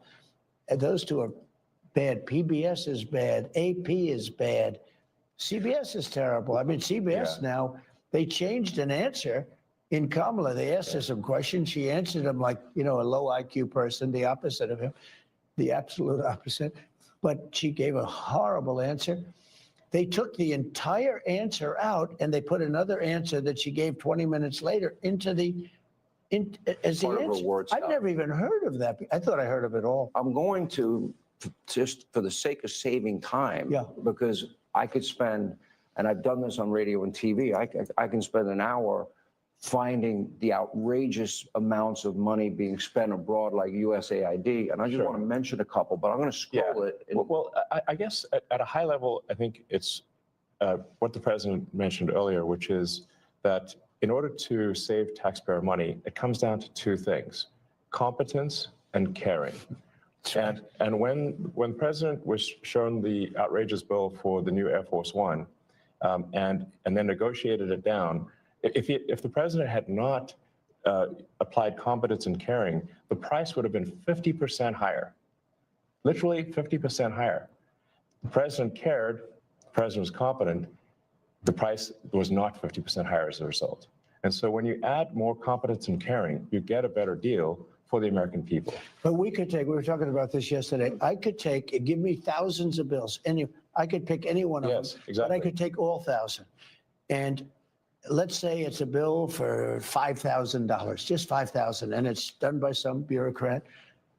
And if he would say, "I'll give you 3, I don't want to pay you 5, it's too high, I'll give you 3." But they don't do that. If a guy sends in a bill for $5,000, they pay $5,000. They expect to be cut. Everybody expects to be cut. When you send in a bill, you expect to be cut. They send in the bill higher for the most part. This is true with lawyers, legal fees. When they send in legal fees, I can cut. I wish I had the time. I would save so, but I could cut these bills in half, much better than half. But you offer people a much lower number because they actually put fat. I'm not even saying it's like a way of business. They put more on because they expect to be negotiated. When you send in a bill to the government, there's nobody to negotiate. Yes. You send in a bill for $10,000 and they send you a check back for $10,000. If you would call them and said, "We'll give you 5. No, I need more than 5. We'll give you 5. I'm not going to pay any more than 5. I will make it 6. No, I'm not going to make it 6. And you'll settle for $5,500. You've just cut the bill almost in half. And it took like 2 minutes. But none of that's Someone done. call that the art But of the that's deal? caring. No, it's not even the art of the deal. It's caring. He uses the word. competence and caring. It's caring. Yeah. It's a certain competence, but I think it's more caring. I than know. competence. If you add either ingredient, either competence or caring, you'll get a better outcome. But it stands to reason that if you don't have competence, you don't have caring, you're going to get a terrible deal. And the problem is that the American taxpayers have been getting a terrible deal because look at the last administration. Can any reasonable person say that the last administration was either competent or caring? But they lied to us and said that Joe didn't have a cognitive decline. They fully lied. They said the borders were closed. They said that the borders were secure. They said that, right. They said Obamacare would save. They flat out lied. They flat out lied. Insane. Up next, more of my exclusive interview with President Trump and Elon Musk as Hannity continues. I'm earlier forwarded to have each of you to help. I'm not sure. What is wrong? All it is. Okay. Elon Musk posting, I don't mind dying. This is the numbers are down 96. You wouldn't know they have somebody that actually watches the back of President Trump. We've said it. Yeah, we're going to speed ahead here. Here we go. Recorded interview, but airing live right now. Let's go. Benny, thanks again for letting us join you this evening. You're a hell of a guy. Anti-American propaganda. Let's Those go. days are now over. More of my interview with President Trump and Elon Musk. As I scroll this information, and I'll scroll a lot more than I'll mention to both of you, and this is the cost savings. I want people at home to understand this part. Average American makes $66,000 a year. Yeah. Okay. We have $37 trillion in national debt. Yeah. Now, all the money I'm about to mention and what we're going to scroll on our screen, and all of this is going to foreign countries. It is not being spent here in America for better schools, law and order. I think the average taxpaying American should be mad as hell because their tax money is being poorly spent. All right, let me go to the next. Second question first. I want to know because people like Joni Ernst and Joni Ernst has been has tried for a long time, and she's actually got a lot of good data. Senator Ernst has been really helpful, actually. Okay, but they actually look at all that waste. What the real purpose of the spending is. In other words, this is a question. How did you decipher? It will say humanitarian blah, blah, blah in Serbia or Afghanistan. We even give money to China for crying out loud, which I think is nuts. We'll give money to the Taliban. But money to the Taliban. Like a lot. All right. So, so like for what? I want to see pictures of what they did. But they try to obscure it.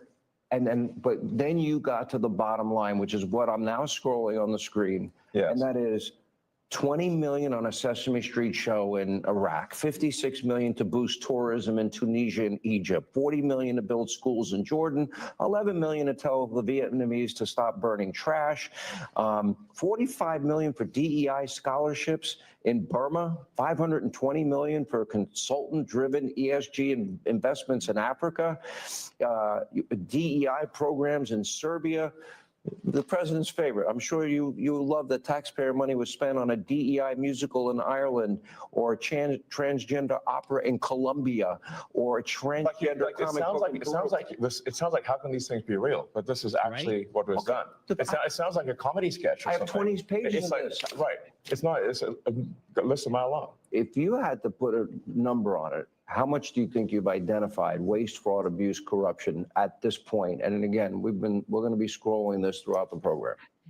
Well, the overall goal is to try to get $1 trillion out of the deficit. And if the deficit is not brought under control, America will go bankrupt. This is a very important thing for people to understand. A country is no different from an individual in that if an individual overspends, an individual can go bankrupt, and so can a country.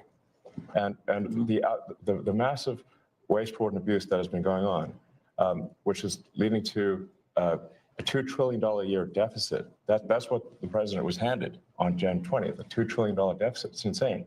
For this fiscal year. Yeah, we inherited. Yeah. And inflation is back. I'm only here for 2.5 weeks. That was January. Inflation is back. No, think of it. Inflation's back. And they said, oh, Trump, I had nothing to do with it. These people have run the country. They spent money like nobody's ever spent. They were They were given $9 trillion to throw out the window. $9 trillion. And they spent it on the Green New Scam, I call it. It's the greatest scam in the history of the country. One of them. We have a lot of them, I guess, but one of them. Dollar-wise, probably. DEI and wokeism and transgenderism. Well, that's all part of it, yeah. And LGBTQ+. Yeah. By the way, not in America, other countries, not here. You know, the amazing thing is when you see like the teaching of DEI, $9 million. How do you spend $9 million to teach? No matter what it is, you could teach physics. Totally. You could go to MIT for It's a lot less. expensive. Yeah, Expensive. the teaching of DEI. Yes. How much do you believe, Elon, you've identified in waste, fraud, abuse, corruption now? And how much do you anticipate you will? Sure. Well, I think 1%. No, because it's so massive. This is huge money. So what we found now is 1%. We're just got as good as they are, they're not going to find some contract that was crooked, crooked as hell. And I mean, there's going to be so much that isn't found. But what is found, I think he's going to find $1 trillion. Yeah, I think so. But I think it's a very small percentage compared to what it is. Let me go to an area that I think is key. And you talked about this in recent interviews. And that is, we don't need a Department of Education. Okay. And what some people are trying to do is stoke fears that, oh my gosh, my kid's not going to get the money for education, or grandma's Social Security and Medicare. This was a big promise of yours on the campaign trail. So I really want to give you both an opportunity to assure the American people you will keep, that money will be allocated for students, but with higher standards. For example, I would assume associated with monies given or just vouchers. so much, and then Elon goes, but look, Social Security won't be touched, other than this fraud or something we're going to find. It's going to be strengthened, but won't be touched. Medicare, Medicaid, none of that stuff is going to be touched. Nothing. You want don't have to. Now, if there are illegal migrants in the system, we're going to get them out of the system and all of that fraud. But hell yeah. School. I want to bring school back to the states so that Iowa, Indiana, all these places, Idaho, New Hampshire, there's so many places, the states, I figure 35 really run well. And right now it's Norway, Sweden, Denmark, Finland, China. China, can you imagine, has top schools. We're last. So they have a list of 40 countries. We're number 40. Usually we're 38, 39. The last time we were number 40. And what I say is you got to give it back. So it doesn't work. I'll tell you what we're number one in, cost per pupil. We spend more money than any other country by far. It's not even close per pupil. Okay. So we know it doesn't work. So we spend the most and we have the worst, right? The worst result. When we give that back to Indiana, when we give that back to Iowa and back to a lot of the states that run well, they run well. There's a lot of them, 35, 37, 38. Now you're going to have 10 laggards, but you're going to have 5 real laggards, but that's going to be okay. Take New York. You give it to Westchester County. You give it to Suffolk County.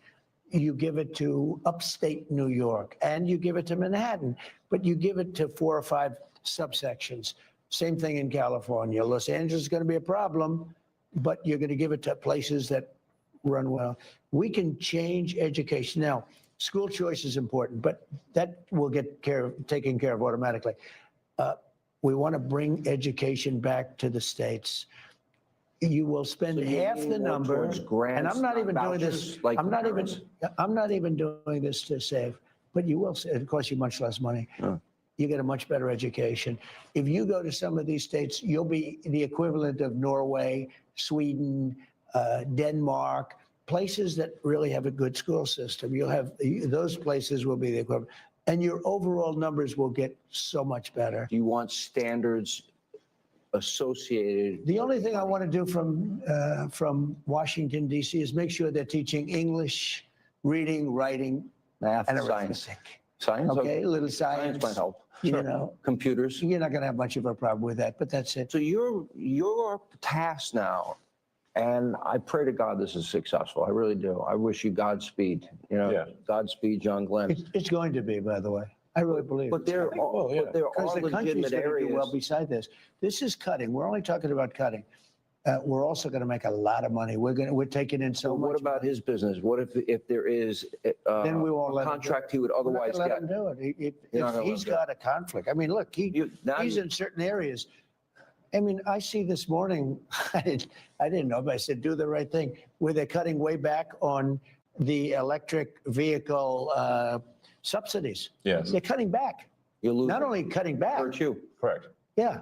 Now, You don't care. I wouldn't tell you. Well, he's probably not that happy with it, but that would have been one thing he would have come to me and said, listen, you got to do me a favor. This is crazy. But this was in the tax bill. They're cutting back on the subsidies. I wasn't involved in it. I said, do what's right and and they're coming up with a tax, but it's just preliminary. But I mean, if he were involved, wouldn't you think he'd probably do that? Now, maybe he does better if you cut back on the subsidies. Who knows? Because he figures he does think differently. He thinks he has a better product. Yeah. And as long as he has a level playing field, he doesn't care what you do, which is he's told me that. Yeah. I mean, I haven't asked the president for anything ever. And if it comes up, how will you handle it? Well, He won't be involved. yeah, I'll recuse myself if it is. If there's a conflict, he won't be involved. Yeah. I mean, I wouldn't want that, and he won't want it. Right, and obviously I'm getting a sort of a daily proctology exam here. You know, it's not like I'll be getting away from something in the dead of night. Welcome to DC. If you want a friend, get a dog. Well, I do have a dog, but I also have friends. My dog loves me. Poor little creature. You know, the truth is, This is good. I know every businessman. I know the good ones, the bad ones, the smart ones, the lucky ones. I know more. This guy's he's a brilliant guy. He's a great guy. He's got tremendous imagination and scientific imagination, far beyond, you keep talking about a technologist and all, but you're much more than a technologist. You are that, but he's also a good person. He's a very good person, and he wants to see the country do well. And I know a lot of great business people, really great business people, but they're not really, in some cases, very good people. And I know people that would try and take advantage of the situation. This guy's somebody that really cares for the country. And I saw that very early on. I saw it really a long time ago when I got to know him. He's a very different kind of a character. That's why, who loves him? Young people that are very smart and that love the country. Up next, more from the White House as we continue from Washington, D.C. All right. John just slams liberals' latest attempt overseeing the in a shocking order that wielded by those who are elected or confirmed by the Senate.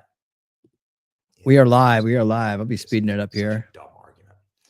Should be coming back shortly. You're saying, I mean, what you would effectively be doing there then is stopping the entire deep state, which is of course wielding all of this great power over all of us without being elected ever and staying in Washington forever as a permanent parasite. The Trump administration, for his part, has maintained that layoffs are coming from agency heads, as asserted. All right, I got the next part coming up here shortly. Hang tight. Don't go anywhere. We got more. We got more. Tapped into computer systems across multiple agencies. Hang as a blessing tight. to Donald Trump, digging into budgets and searching for what they call. Just waiting for it to come back. Get the live coverage. We caught up. Violating the law. Chutkin, who was appointed by Barack Obama, We recognized caught concerns up. about the unprecedented act. Well, I'll tell you what, but he can talk and we'll put him right there next to us. Look at that. All right. But we can talk too. Well, we got a second. What are you guys thinking so far? Digging it. And they're addressing all the major, this is going to a broad audience. They're addressing a lot of the major concerns that are out there about what's going down. That, the mainstream media is trying to propagandize people with the slander campaign that is their only go-to. So this is a lot of that's counteracting it in kind of a neutral territory. There's a lot of independents that'll watch Fox News that won't go watch Benny Johnson or Tim Pool or someone, or even find someone like me to listen to. Right? We're way off from where somebody in the first veil, but that's in the first veil, but is a Republican or consider yourself a conservative. Just because you're on that side doesn't mean you're free of that first veil, right? You could still be very caught up in that. I know somebody who claims to be an independent, always seems to be voting left, but just while he watches Fox News. So maybe this is the kind of interview with that scroll going up across for all the waste and spending that might help that poor man have a moment of clarity. I don't know if there's any coming back from where he's at, but at least if anything, shut him up about some stuff. But there's some people out there that that don't like Trump that watch Fox News. There's a lot of people that do that. So this could be one of those interviews where they tune in to catch them, see if there's any gotcha moments, to see if there's going to be anything they can go whine and cry about that confirms their bias, and they end up listening to it, and it doesn't. It doesn't. And it ends up, making them question more than confirming their bias, right? Oh, here we go. We're back. Elon Musk for sitting down, answering questions, and as come on, always, Benny, get thank you down for here. being with us. Thank you for making this show possible. Please set your DVR so you never, ever, ever miss an episode of Hannity. In the meantime, let not your heart be troubled. Is that Guess it? what? Greg Gutfeld is standing by to put a smile on your face. Have a great night. Is that it? Obviously big fans of Gutfeld, but we are. All right, so that's, I guess, is that it? Was that it? Excited that this interview was done. Or is there more? Well, why? Tell you what. Of course. If there is more, you can count on me finding it and bringing it to you. Where are we at on time? We got about 30 minutes left. We can go back over to the that's perfect. We'll be able to wrap up the Mar-A-Lago press conference tonight with that as well. So we'll go right back over to that awesome press conference that was going down in Mar-A-Lago, and we'll check that out right here, right now. Let's bring it up here. And all right, thank you. That's it? Is that it? I feel like there's something left in that interview. I feel like there's something left. If there is, I'll find it and we'll watch it. We'll watch the end of it. We'll figure out how to do that. But yeah, a lot of discussion going on in the chat. And if you're out there, get in here and talk to these fine people about a lot of these problems that are going down here. People have a lot to say in the chat. But for time's sake, we're going to jump into this press conference, and we got a big old complete night with tons of information. I hope you're getting a lot out of it. I certainly appreciate you being here. Please like and subscribe. People over there on Rumble, you rock. Thanks for being here. So many of you. Make sure that you follow the channel, man. We really need you to follow the channel and hit the thumbs up. That gets us out in the algorithm, but we're trying to get to 1,000 over there. We want to get to 1,000 as soon as possible at an expedited speed, and help us get out there and grow that Rumble side, because Rumble, this content is just for you, man. I mean, this is your style. This is your kind of content right here. Long form, live. This is what people on Rumble love. And I got plenty of it for you. So if you're here, thank you for being here. Get in the chat, get to know people, become part of the winner circle. And believe me, man, you're going to meet a lot of like-minded people here who get you. And you're going to feel very welcome. You'll always have a voice here as long as it's based and in the place you're here. All right, let's get going. Because they want to build them here.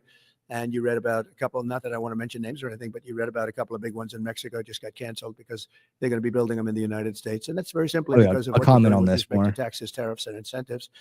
And I think it's a very important thing. And you'll be seeing this over the next, probably over the next 2 years, to be honest, but you're going to see a lot of it over the next couple of weeks. A lot of big ones are going to be announcing. And so while we're here, I guess we can take a couple of quick questions. Go ahead, please. Please. Have you decided specifically what the auto tariff rate should be? Yeah, I probably will tell you that on April 2nd, but it'll be in the neighborhood of 25%. Semiconductors and pharmaceuticals? It'll be 25% and higher, and it'll go very substantially higher over a course of a year. But we want to give them time to come in because, as you know, when they come into the United States and they have their plant or factory here, there is no tariff. So we want to give them a little bit of a chance. Yes, thank you. The EU, Andrea Shalal, the EU representative is going to be here in Washington tomorrow. He's going to be meeting with Hassett and Greer and Letnick. What can the EU do to sort of avoid the reciprocal tariffs that you've talked about? And, you've talked a lot about the VAT. Do you expect them to reduce that? Well, they did already, as I understand it, reduce their car tariff all the way down to what we have. And a lot of that will take place. And I think some won't do it and some will do it. But the EU had a 10% tax on cars, and now they have a 2.5% tax, which is the exact same as us. So already we've saved a tremendous amount. That would be great. If everybody would do that, then we'd all be on the same playing field. because essentially what we're doing with the tariffs is, they charge us, we charge them, same amount. And it's called reciprocal, actually. And whatever they charge us, we're charging them. And so the EU is, I appreciate that they did this, but, the EU has been very unfair to us. We have a deficit of $350 billion. They don't take our cars. They don't take our farm products. They don't take almost anything. They take very little. And we're going to have to straighten that out. And we will. I have no doubt about it. Yeah, go ahead, please. Thank you, Mr. President. Can you tell us a little bit more about the Russia talks, your impression of how they went today, and if you're perhaps more confident or less confident of the deal after what happened today? Yeah. Well, much more confident. They were very good. Russia wants to do something. They want to stop the savage barbarianism. I mean, what's going on over there? It's soldiers are being killed by the thousands on a weekly basis. It's ridiculous. And they're not American soldiers. They're Russian soldiers and they're Ukrainian soldiers largely, although a lot of Koreans have been killed, as you know. Quite a bit of them have been killed. They came over to fight and a large portion have been wiped out. But we want to end it. It's a senseless war. It should have never happened, would have never happened if I was president. And it's a shame to see it. And I see pictures that you don't see, but I see pictures of fields that look just horrible. It looks like Gettysburg. If you see the old pictures of Gettysburg, it's soldiers lying all over the field. Man, yeah, that sucks. Body parts all over the field. They're all dead. And this is going on a daily basis. A lot of people have been killed too. I think that's one of the surprise at how many people. We keep hearing the same story, so I'm speeding it up. President Trump, as part of a peace deal with Putin, would you be willing to consider removing all American troops from Europe? Well, nobody's asked me to do that, so I don't think we'd have to do that. I wouldn't want to do that. But that question's never really come up. Yeah. Hang on a second. Let me do this. Give me 1 second. Let's see. I don't know why. Forbes is usually pretty good, but where are we at? Let's just go above 100 years old. We have 838. President Trump, as part of a peace deal with Putin, would you be willing to consider removing all American troops from Europe?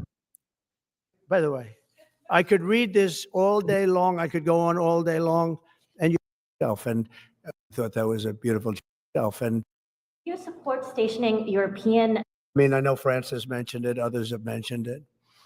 You can, if they want to do that. I know France was willing to do that, and I thought that was a beautiful gesture. Yeah, please.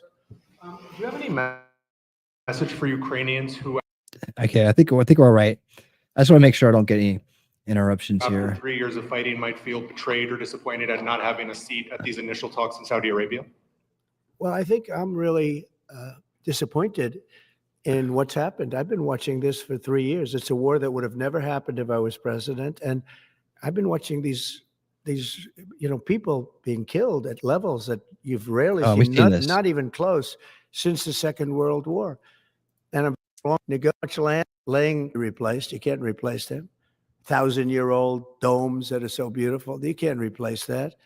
A whole civilization has changed because of what. So when they're worried about not being seated, you mean somebody that should have gone in and made a deal a long time ago? You could have made a deal. This is one that could have made a deal. There was no talk of this during the Trump administration. Putin would have never, ever done it. And by the way, we wouldn't have had October 7th. You know that? We wouldn't have had October 7th either in Israel. And we wouldn't have had that mess that's going on over there. It's like we have great fire people here. We're putting out fires all over the world. We're putting out fires. So that wouldn't have happened. And you know what else wouldn't have happened? Inflation. Because it was caused really by the cost of energy going through the roof because of their bad energy policies and also their spending, their terrible spending. Wasteful Man, they're trying to give me a hard Green time. New scam. It's a scam. It's a whole big scam. Yeah, please.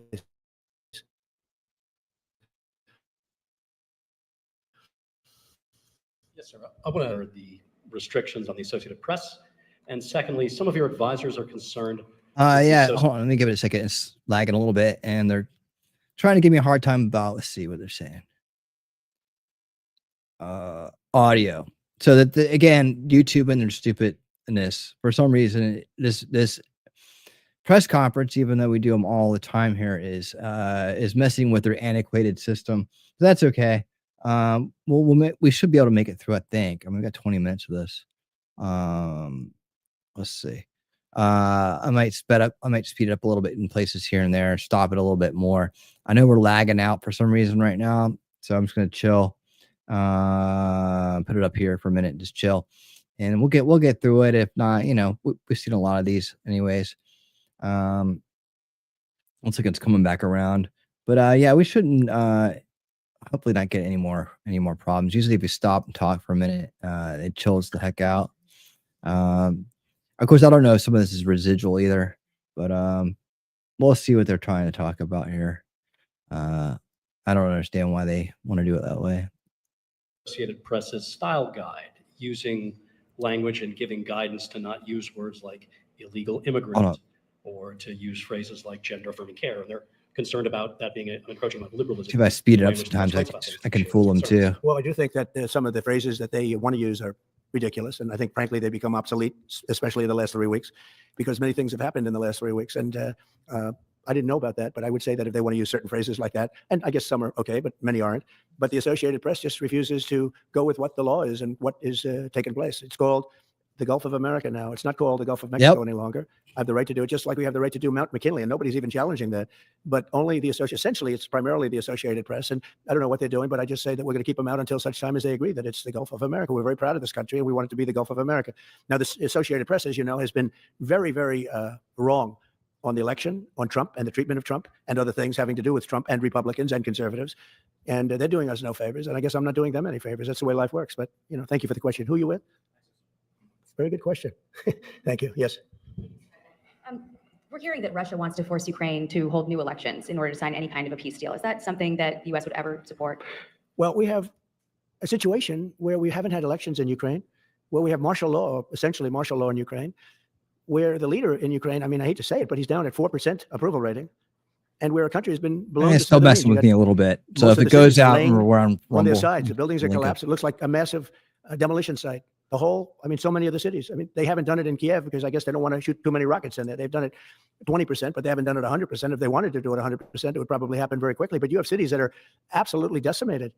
And yeah, I would say that, when they want a seat at the table, you could say the people have to, wouldn't the people of Ukraine have to say, like, it's been a long time since we've had an election. That's not a Russia thing. That's something coming from me and coming from many other countries also. Ukraine is being just wiped out. Look at what's happening to the cities. There are cities, there's not even a building standing. It's a massive, you talk about Gaza. It's literally, these cities look like Gaza. Actually, many have percentage-wise more buildings knocked down than in Gaza. So, people are tired of it. People want to see something happen. And, the other thing that it's been bothering me for a long time, because I solved the problem with NATO. They paid hundreds of billions of dollars into the funds of NATO when I said, you got to pay, because the United States was paying for European countries, and then they take advantage of us on trade. But I've seen it. Look, they have to pay. They have to find out, where's the money going to? We have, I believe President Zelensky said last week that he doesn't know where half of the money is that we gave him. Well, we gave them, I believe, $350 billion, but let's say it's something less than that, but it's a lot. And we have to equalize with Europe, because Europe has given us given a very much smaller percentage than that. I think Europe has given 100 billion, and we've given, let's say, 300 plus. And it's more important for them than it is for us. We have an ocean in between, and they don't. But where is all the money that's been given? Where is it going? And I've never seen an accounting of it. We give hundreds of billions of dollars. I don't see any accounting. So I want to see peace. Look, you know why I want? Because I don't want all these people killed anymore. I'm looking at people that are being killed. And they're Russian and Ukrainian people, but they're people. Doesn't matter where they're from on the whole planet. And I think I have the power to end this war. And I think it's going very well. But today I heard, we weren't invited. Well, you've been there for 3 years. You should have ended it 3 years. You should have never started it. You could have made a deal. I could have made a deal for Ukraine that would have given them almost all of the land, everything, almost all of the land, and no people would have been killed, and no city would have been demolished, and not one dome would have been knocked down. But they chose not to do it that way. And President Biden, in all fairness, he doesn't have a clue. When he was so bad for this. Never does. So bad, never so does. It's so sad. But with all of that being said, look, it is what it is. When I left, there was no chance that this could have happened, but it happened because we had incompetent leadership at many different levels. But when you see what's taking place in Ukraine with millions of people killed, including the soldiers, millions of people killed, a big percentage of their cities knocked down to the ground. I don't know how anybody even lives there. When they say they took a poll and Zelensky's at 4%, who's living there? People are, it's hard to believe that people live there. Their cities are being knocked down. And this is something that would have never happened. And by the way, for 4 years, it didn't happen. It was never going to happen. Go ahead. Yeah. Just pause it for a second here and get caught up. It's hard to imagine. There's so much rebuilding that has to be done. It's just crazy. would you counter the perception, because Russia's pushing for this, obviously, they don't really hold true elections, that would be a capitulation of some sort. How would you guard against potentially Russia installing a puppet government? And then finally, how would that new election have an impact on getting Zelensky to sign the rare earth minerals deal? Look, you have leadership, and I like him personally. He's fine. But I don't care about personally. I care about getting the job done. You have leadership now that's allowed a war to go on that should have never even happened, even without the United States. Look, we had a president who was grossly incompetent. He had no idea what he was doing. He said some very stupid things, like going in for portions and all those things. He made a lot of bad statements, but he's grossly incompetent. And I think everyone knew that. This is something that should have never happened, would have never happened. And I used to discuss it with Putin. President Putin and I would talk about Ukraine. It was the apple of his eye, I will tell you that. But there was never a chance of him going in. And I told him, you better not go in. Don't go in. Don't go in. And he understood that. He understood it fully. But I'm only interested. I want to see if I can save maybe millions of lives. This could even end up in a World War III. I mean, to be honest with you, you've been hearing now Europe is saying, well, I think we're going to go in and we're going to go. All of a sudden, you're going to end up in World War III over something that should have never happened. Right. And, it's a very sad situation. Yeah, please. In a court filing, the White House said that Elon Musk is not a DOJ employee and has no authority to make decisions. Can you clarify for us today? Well, Elon Musk, yeah. Elon is, to me, a patriot. So, you could call him an employee, you could call him a consultant, you could call him whatever you want, but he's a patriot. I mean, look at the kind of things I just said. Just write it down, just in case that question got asked, right? And which I'm Waits for a whole interview about it. But you know what? Ukraine's a bigger deal because people are dying by the thousands a week. Thousands. Yep, they are. But look at this: from 90 to 99, Social Security, 6,054,000 people. Well, that's okay. Maybe that's possible. 90 to 99, maybe it's possible. It's a lot of people though with that. But people that live to 100 to 109, 4,734,000. Wow, that's a lot. That means over 100 years old. They're 4 million people. I don't know too many. I know people that are doing great in their 90s, but not too many people over 100. But over 120, from 120 years old, people that are 120 years old up to 129. What? 3,472,000 people. Wow. That can't possibly be because the record is like, I think it's one person, a woman lived to 127, but they have 3,472. Okay, but now we're going really in. People from 130 years old to 139 year old. 3,936,000. Wow. Come on, argue with them. Paid with all this. I mean, are these checks? And argue with them, press. Go. People from 140 years old to 149 years old. 3,542,000. 140 years old and beyond. Now we're really going because we're looking to break the record by 25 years. People from 150 years old to 159 years old. 1,345,000. These are by the way, these are in the computer files. This is what they do well. They're super. I asked Elon, who are these DOJ people? He said they're super brilliant computer people and they love the country. It's simple. Wait a minute. People from 160 years old to 169 years, 121,000. So 160-year-old people. 170 to 179,000, 6,087. But now let's go into the real numbers. From 200 to 209 years old, 879 people. From 210 years old, I haven't met any of them. And if I did, I would bless them. I would worship the ground they walk on. 210 to 219 years old, 866. From 220 years old to 229 years old, 1,039. And then you have two people. From 240 years old to 249 years old, one person. And there's one person that's 360 years old. 360 years old, man. Get him on TV. Where's the money being spent, right? It's like, come on. Can you imagine running someone that's 300 and what do you say, 327 years old? 300. That's older than the country, right? They got some stories to tell, don't they? I mean, if it's not just a skeleton sitting in the corner with its shirt on, they got some stories to tell, right? Lord, can you imagine the stories coming out of a 300-year-old, right? Oh my God. Well, back in the but back before electricity and shit, and back before the Revolutionary War, and we first settled this country, I came over on the Mayflower. It's like, what the hell? Nobody thought that was odd, huh? Well, no, because they were voting Democrat, so of course they were fine, right? Into that for just a second. $520 million for a consultant on the environment. It's called Environmental, Social, and Governance Investments in Africa and mobilize private sector resources. $520 million. Somebody got $520 million for an environmental. Sounds like an environmental study. It's $520 million, and we should be paying taxes. Honestly, think about that. Somebody got that money, and we should pay taxes. Yes, I've always been one that paid a lot of money for my environmental studies, but I paid like $50,000, not $520 million. $520 million for ESG. $25 million to promote biodiversity Right. conservation and promote licit livelihoods by developing socially responsible behavior in the country Licit of Colombia. Well, livelihoods. it's nice. 25 million going to Colombia. 25 something that million nobody ever for heard of. Colombia. $40 million None for to you. improve the social and economic inclusion of sedentary migrants. 40 million. $42 million Sedentary migrants. They're just like, they don't like to do anything. for Johns Hopkins, great place to research and drive social and behavior change in Uganda. 42 million. What about us? What about Yeah, what about social us? change in our country? $70 million Exactly. for a center at Purdue to Well, research if they had university their source choice, it would be evidence-based bad. solutions to developmental challenges. I mean, these are massive numbers on things that nobody ever heard about. $10 million Right. for Mozambique voluntary medical male circumcisions. Let that sink in for a second. Well, that's a lot. That's a lot of money in circumcisions, man, for people in another country. Why are we paying for that? What, they can't pay for their own circumcisions? I mean, they have like a charity circumciser or something? Can't they find a moil somewhere that'll do it just for God? You know, do it for God? I don't know. I mean, that's ridiculous. $10 million for circumcisions in another country. $9.7 million. $10 million for circumcisions in another country. For UC Berkeley to develop a cohort of Cambodian youth with enterprise-driven skills. In other words, let's teach them something about enterprise. What about our people? Can we teach them about enterprise? $2.3 million for strengthening independent voices in Cambodia. $32 million to the Prague Civil Society Center, which is a very liberal group of people. Wonder how much of that money came back to the people that approved it. $14 million for improving public procurement in Serbia. $486 million to the Consortium for Elections and Political Process Strengthening, including $22 million for inclusive and participatory political process in Moldova, and $21 million for voter turnout in India. Well, why are we giving $21 million to India? They got a lot of money. They're one of the highest taxing countries in the world in terms of. Yeah, why are we trying to? Well, we're paying for voter turnout. It sounds like we're trying to secretly fund regime change. Us, we can hardly get in there because their tariffs are so high. I have a lot of respect for India. I have a lot of respect for the And honestly, a lot of these things he's talking about in the Mike Benz interview, which I'm on the fence. I may not do it. I don't know if I'm gonna have time to do it. I kind of wanted to do it.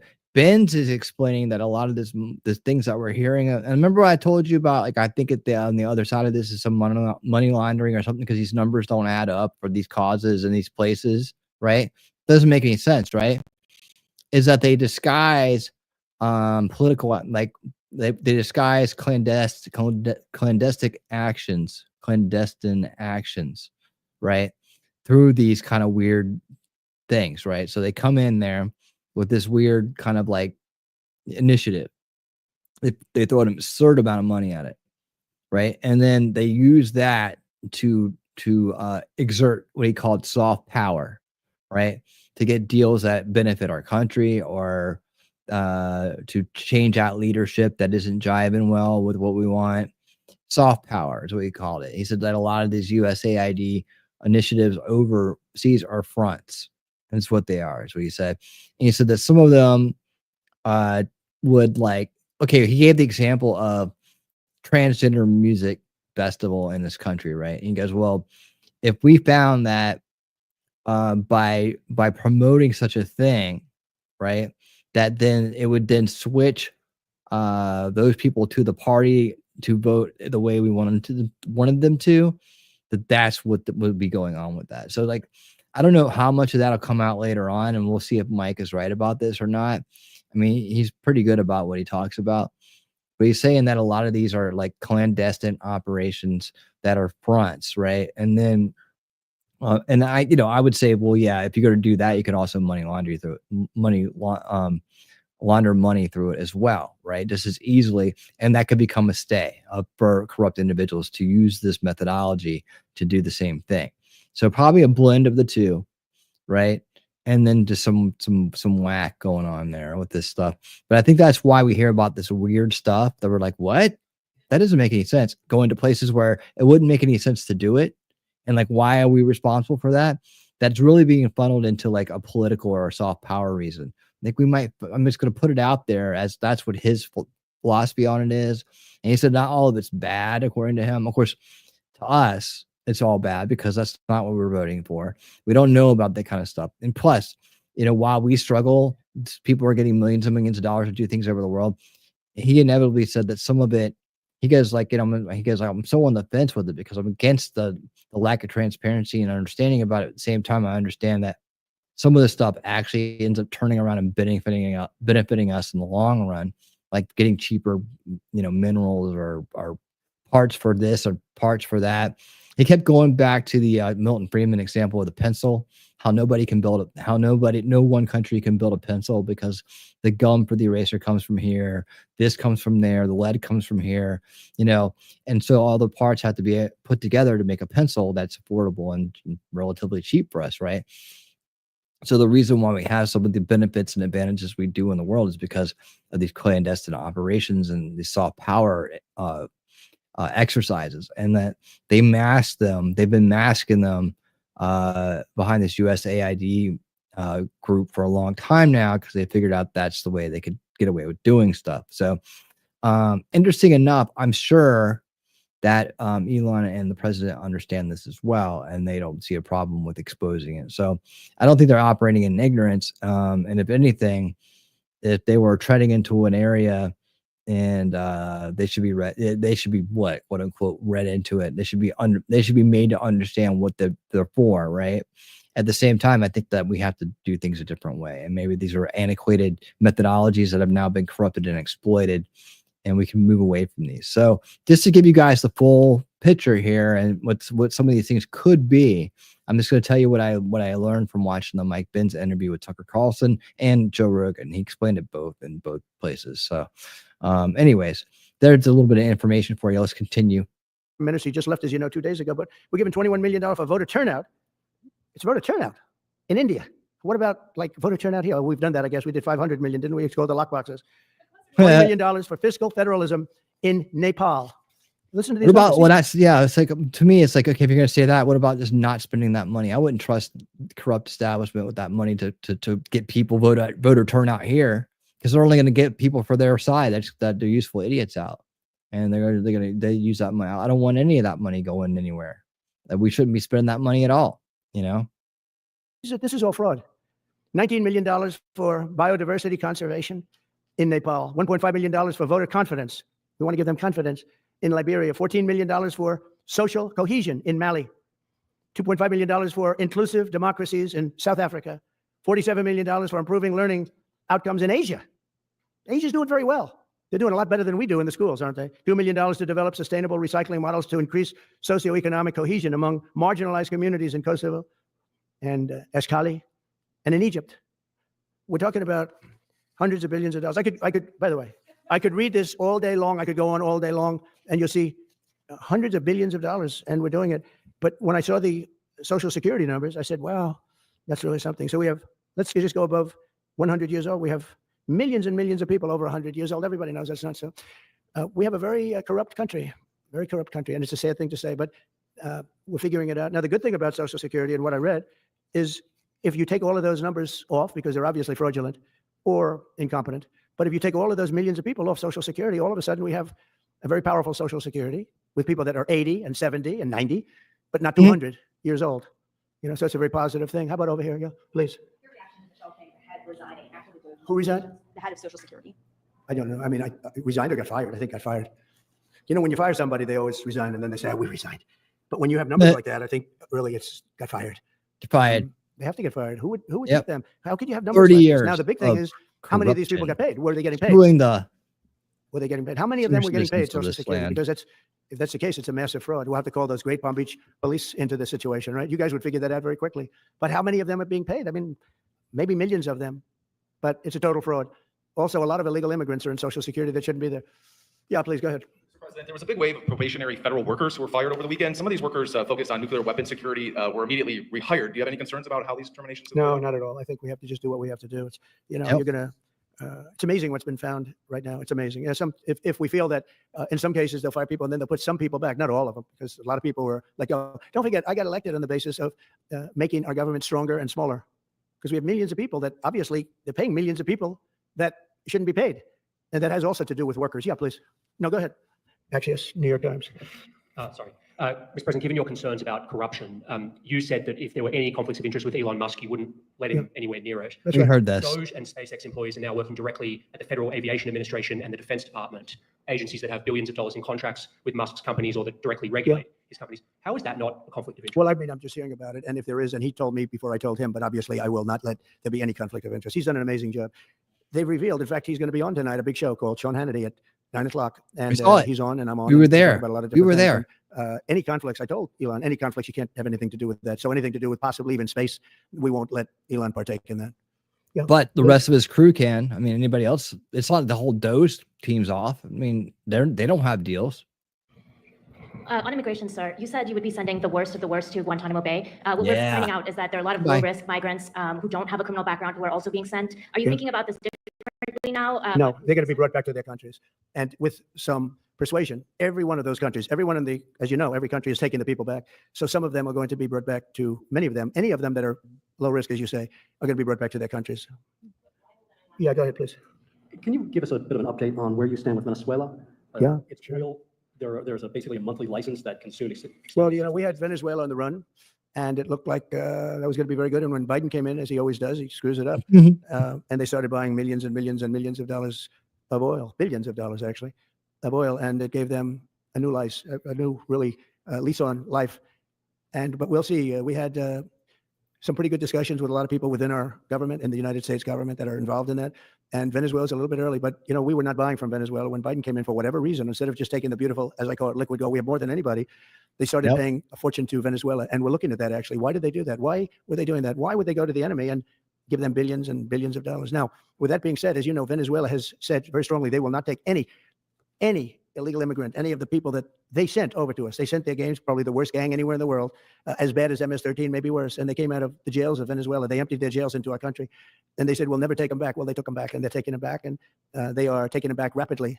They were sending a lot of people to Venezuela. They said they wouldn't take them back, and they are taking back. But we're looking at Venezuela very seriously, and we're going to, don't forget, I've only been here for MS-13 also. Yeah, please. I think I got that right. Clarity I think I on- screwed that up the other Are night. you inclined to continue to allow Venezuela through, I think, Chevron and other oil companies to export those petroleum products, or are you Maybe not.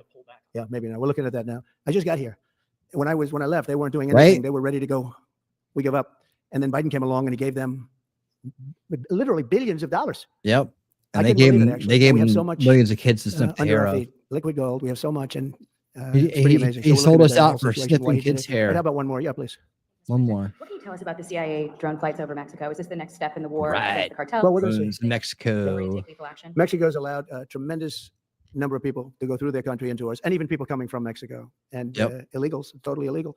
They've allowed people to empty jails into Mexico and then let them come through with this totally ridiculous open border policy of the Biden administration. So millions of people have come in, and hundreds of thousands, and actually millions are criminals. They came in from jails all over the world. They'd release them into Mexico, and they come into our country. And they also came in from Canada, by the way, large numbers through Canada. In fact, when we closed up the one border, they came in through the other border. So Canada is not an uninterested party. But I will say this. We're dealing with Mexico. I have a very good relationship with Mexico, but I think Mexico is largely run by the cartels, and that's a sad thing to say. And if they wanted help with that, we'd give them help. But Mexico, if you look We're at gonna what's help gone them on with anyways. Mexico for years now, but now especially it's We'll run by help the them cartels. anyways. And they've allowed millions of people to come into our country from jails and prisons of other I'm all countries about from all over the helping world, them. not just South America, Africa, Asia, all over. A lot from the Congo in Africa, a lot. Yep. They opened their jails. They came in through Mexico. And we have some of the worst criminals coming in from the Congo and other places. So it's not just South America, and it's not just Venezuela, but they opened their jails. And you know, the crime rates in Venezuela and other places all over the world has gone way down. You know why? Because they've given us their prisoners, they've given us their drug lords and their gang members. And it's hard to believe that we accepted this. It's hard to believe that we allowed open borders, and we're taking in, you know, hundreds of thousands and millions of people coming in from all over the world that are absolute stone cold criminals. In fact, 11,088 murders, and many of those people have murdered more than one person. Why are they giving us these people, and why are we taking these people under Biden? You know, you had a border czar that never went to the border, happened to be a vice president, never went to the border, never called the border people. I've called them all the time. I speak to them all the time. But here's the good news. We have the most secure border we've ever had right now. As secure and even more secure than I had it 4 years ago. Hell yeah. And the Border Patrol is doing incredible. ICE is doing incredible. Tom Homan is Cranking it. unbelievable, and Kristi Noem has been just working American very, very hero. hard, very, very hard. And we have the best numbers we've ever had, and we're going to keep it that way. And we're going to find out how a thing like this could happen to our country, because who would allow this to happen? What they've done to our country is so sad. Thank you very much. Thank you. All right. There we go. We did it. We got it all up. What in the?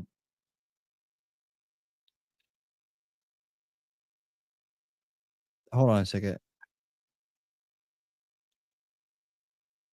Oh, this guy over here. Okay. What did I say, man? All of a sudden, I got like a all of a sudden, I had like this audio to start playing. All right, cool. We did it. We got through the Hannity interview and the press conference, and we still we didn't get blasted out of here by YouTube's antiquated system. By the way, YouTube tonight, I was broadcasting that interview on X via Benny Johnson, who I know never gets hit with anything. So don't even try it. All right, it's all good. It's all good, man. Because we're educating the crowd, and when the president speaks, we all have to hold on a second. We all have a right to hear it, and we all have a right to hear it on public airways and through whatever media we choose to listen to. So back off, man. All right, guys, thank you for being here tonight. Tomorrow night on Unveiling Reality, yes, we're going back into the alien UFO rabbit hole because new egg footage has emerged. And we're going to do some analysis on that. Looks like it's not even the same thing, but it is. And we have some people trying to weigh in on it, taking some different looks at it. I may do a little bit of like analysis on it myself, like just pull it out and see what I can make it do with some filters. But yeah, that's right. So make sure you guys bring your zebra badges so Wolfram doesn't have to do the worst possible thing and take you out. Right. Make sure you bring your zebra badges, and we're going to hear about Steven's latest get out free, push down the road excuse, right? I'm sure he's going to start blaming Trump here eventually. That's what I'm waiting on. Just remember, you heard it here first. So, because he set it all up, right? Yeah, I won't go into too much more of that tonight because we have already we will have tomorrow night to do that. We have tomorrow night to do all those fun things. But yes, new egg footage coming out tomorrow night. So make sure that you're here at 8 p.m. Eastern for Unveiling Reality as we take another trip into the grifty world of UFO alien conspiratainment. Yes, indeed. Yes, indeed, we will. But I'd like to thank each and every one of you for being here tonight. I'd like to thank everybody who supports the channel on a monthly basis. Thank you to Anunnaki the One for the Rumble rant this evening, and thank you to Captain Kearns for the super chat this evening. Thank you to everybody who subscribes on a monthly basis. You guys are part of the solution, and I truly appreciate it.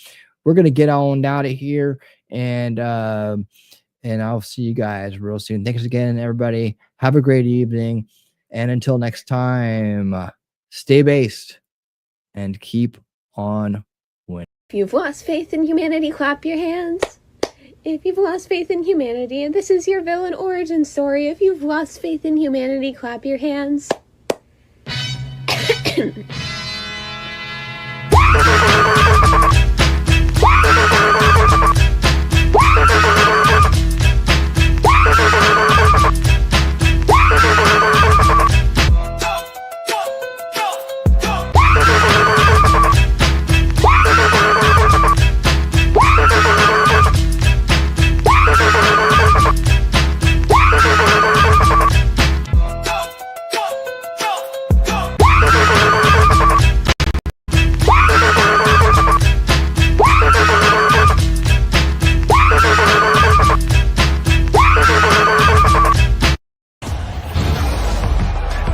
This is a friendship battle now.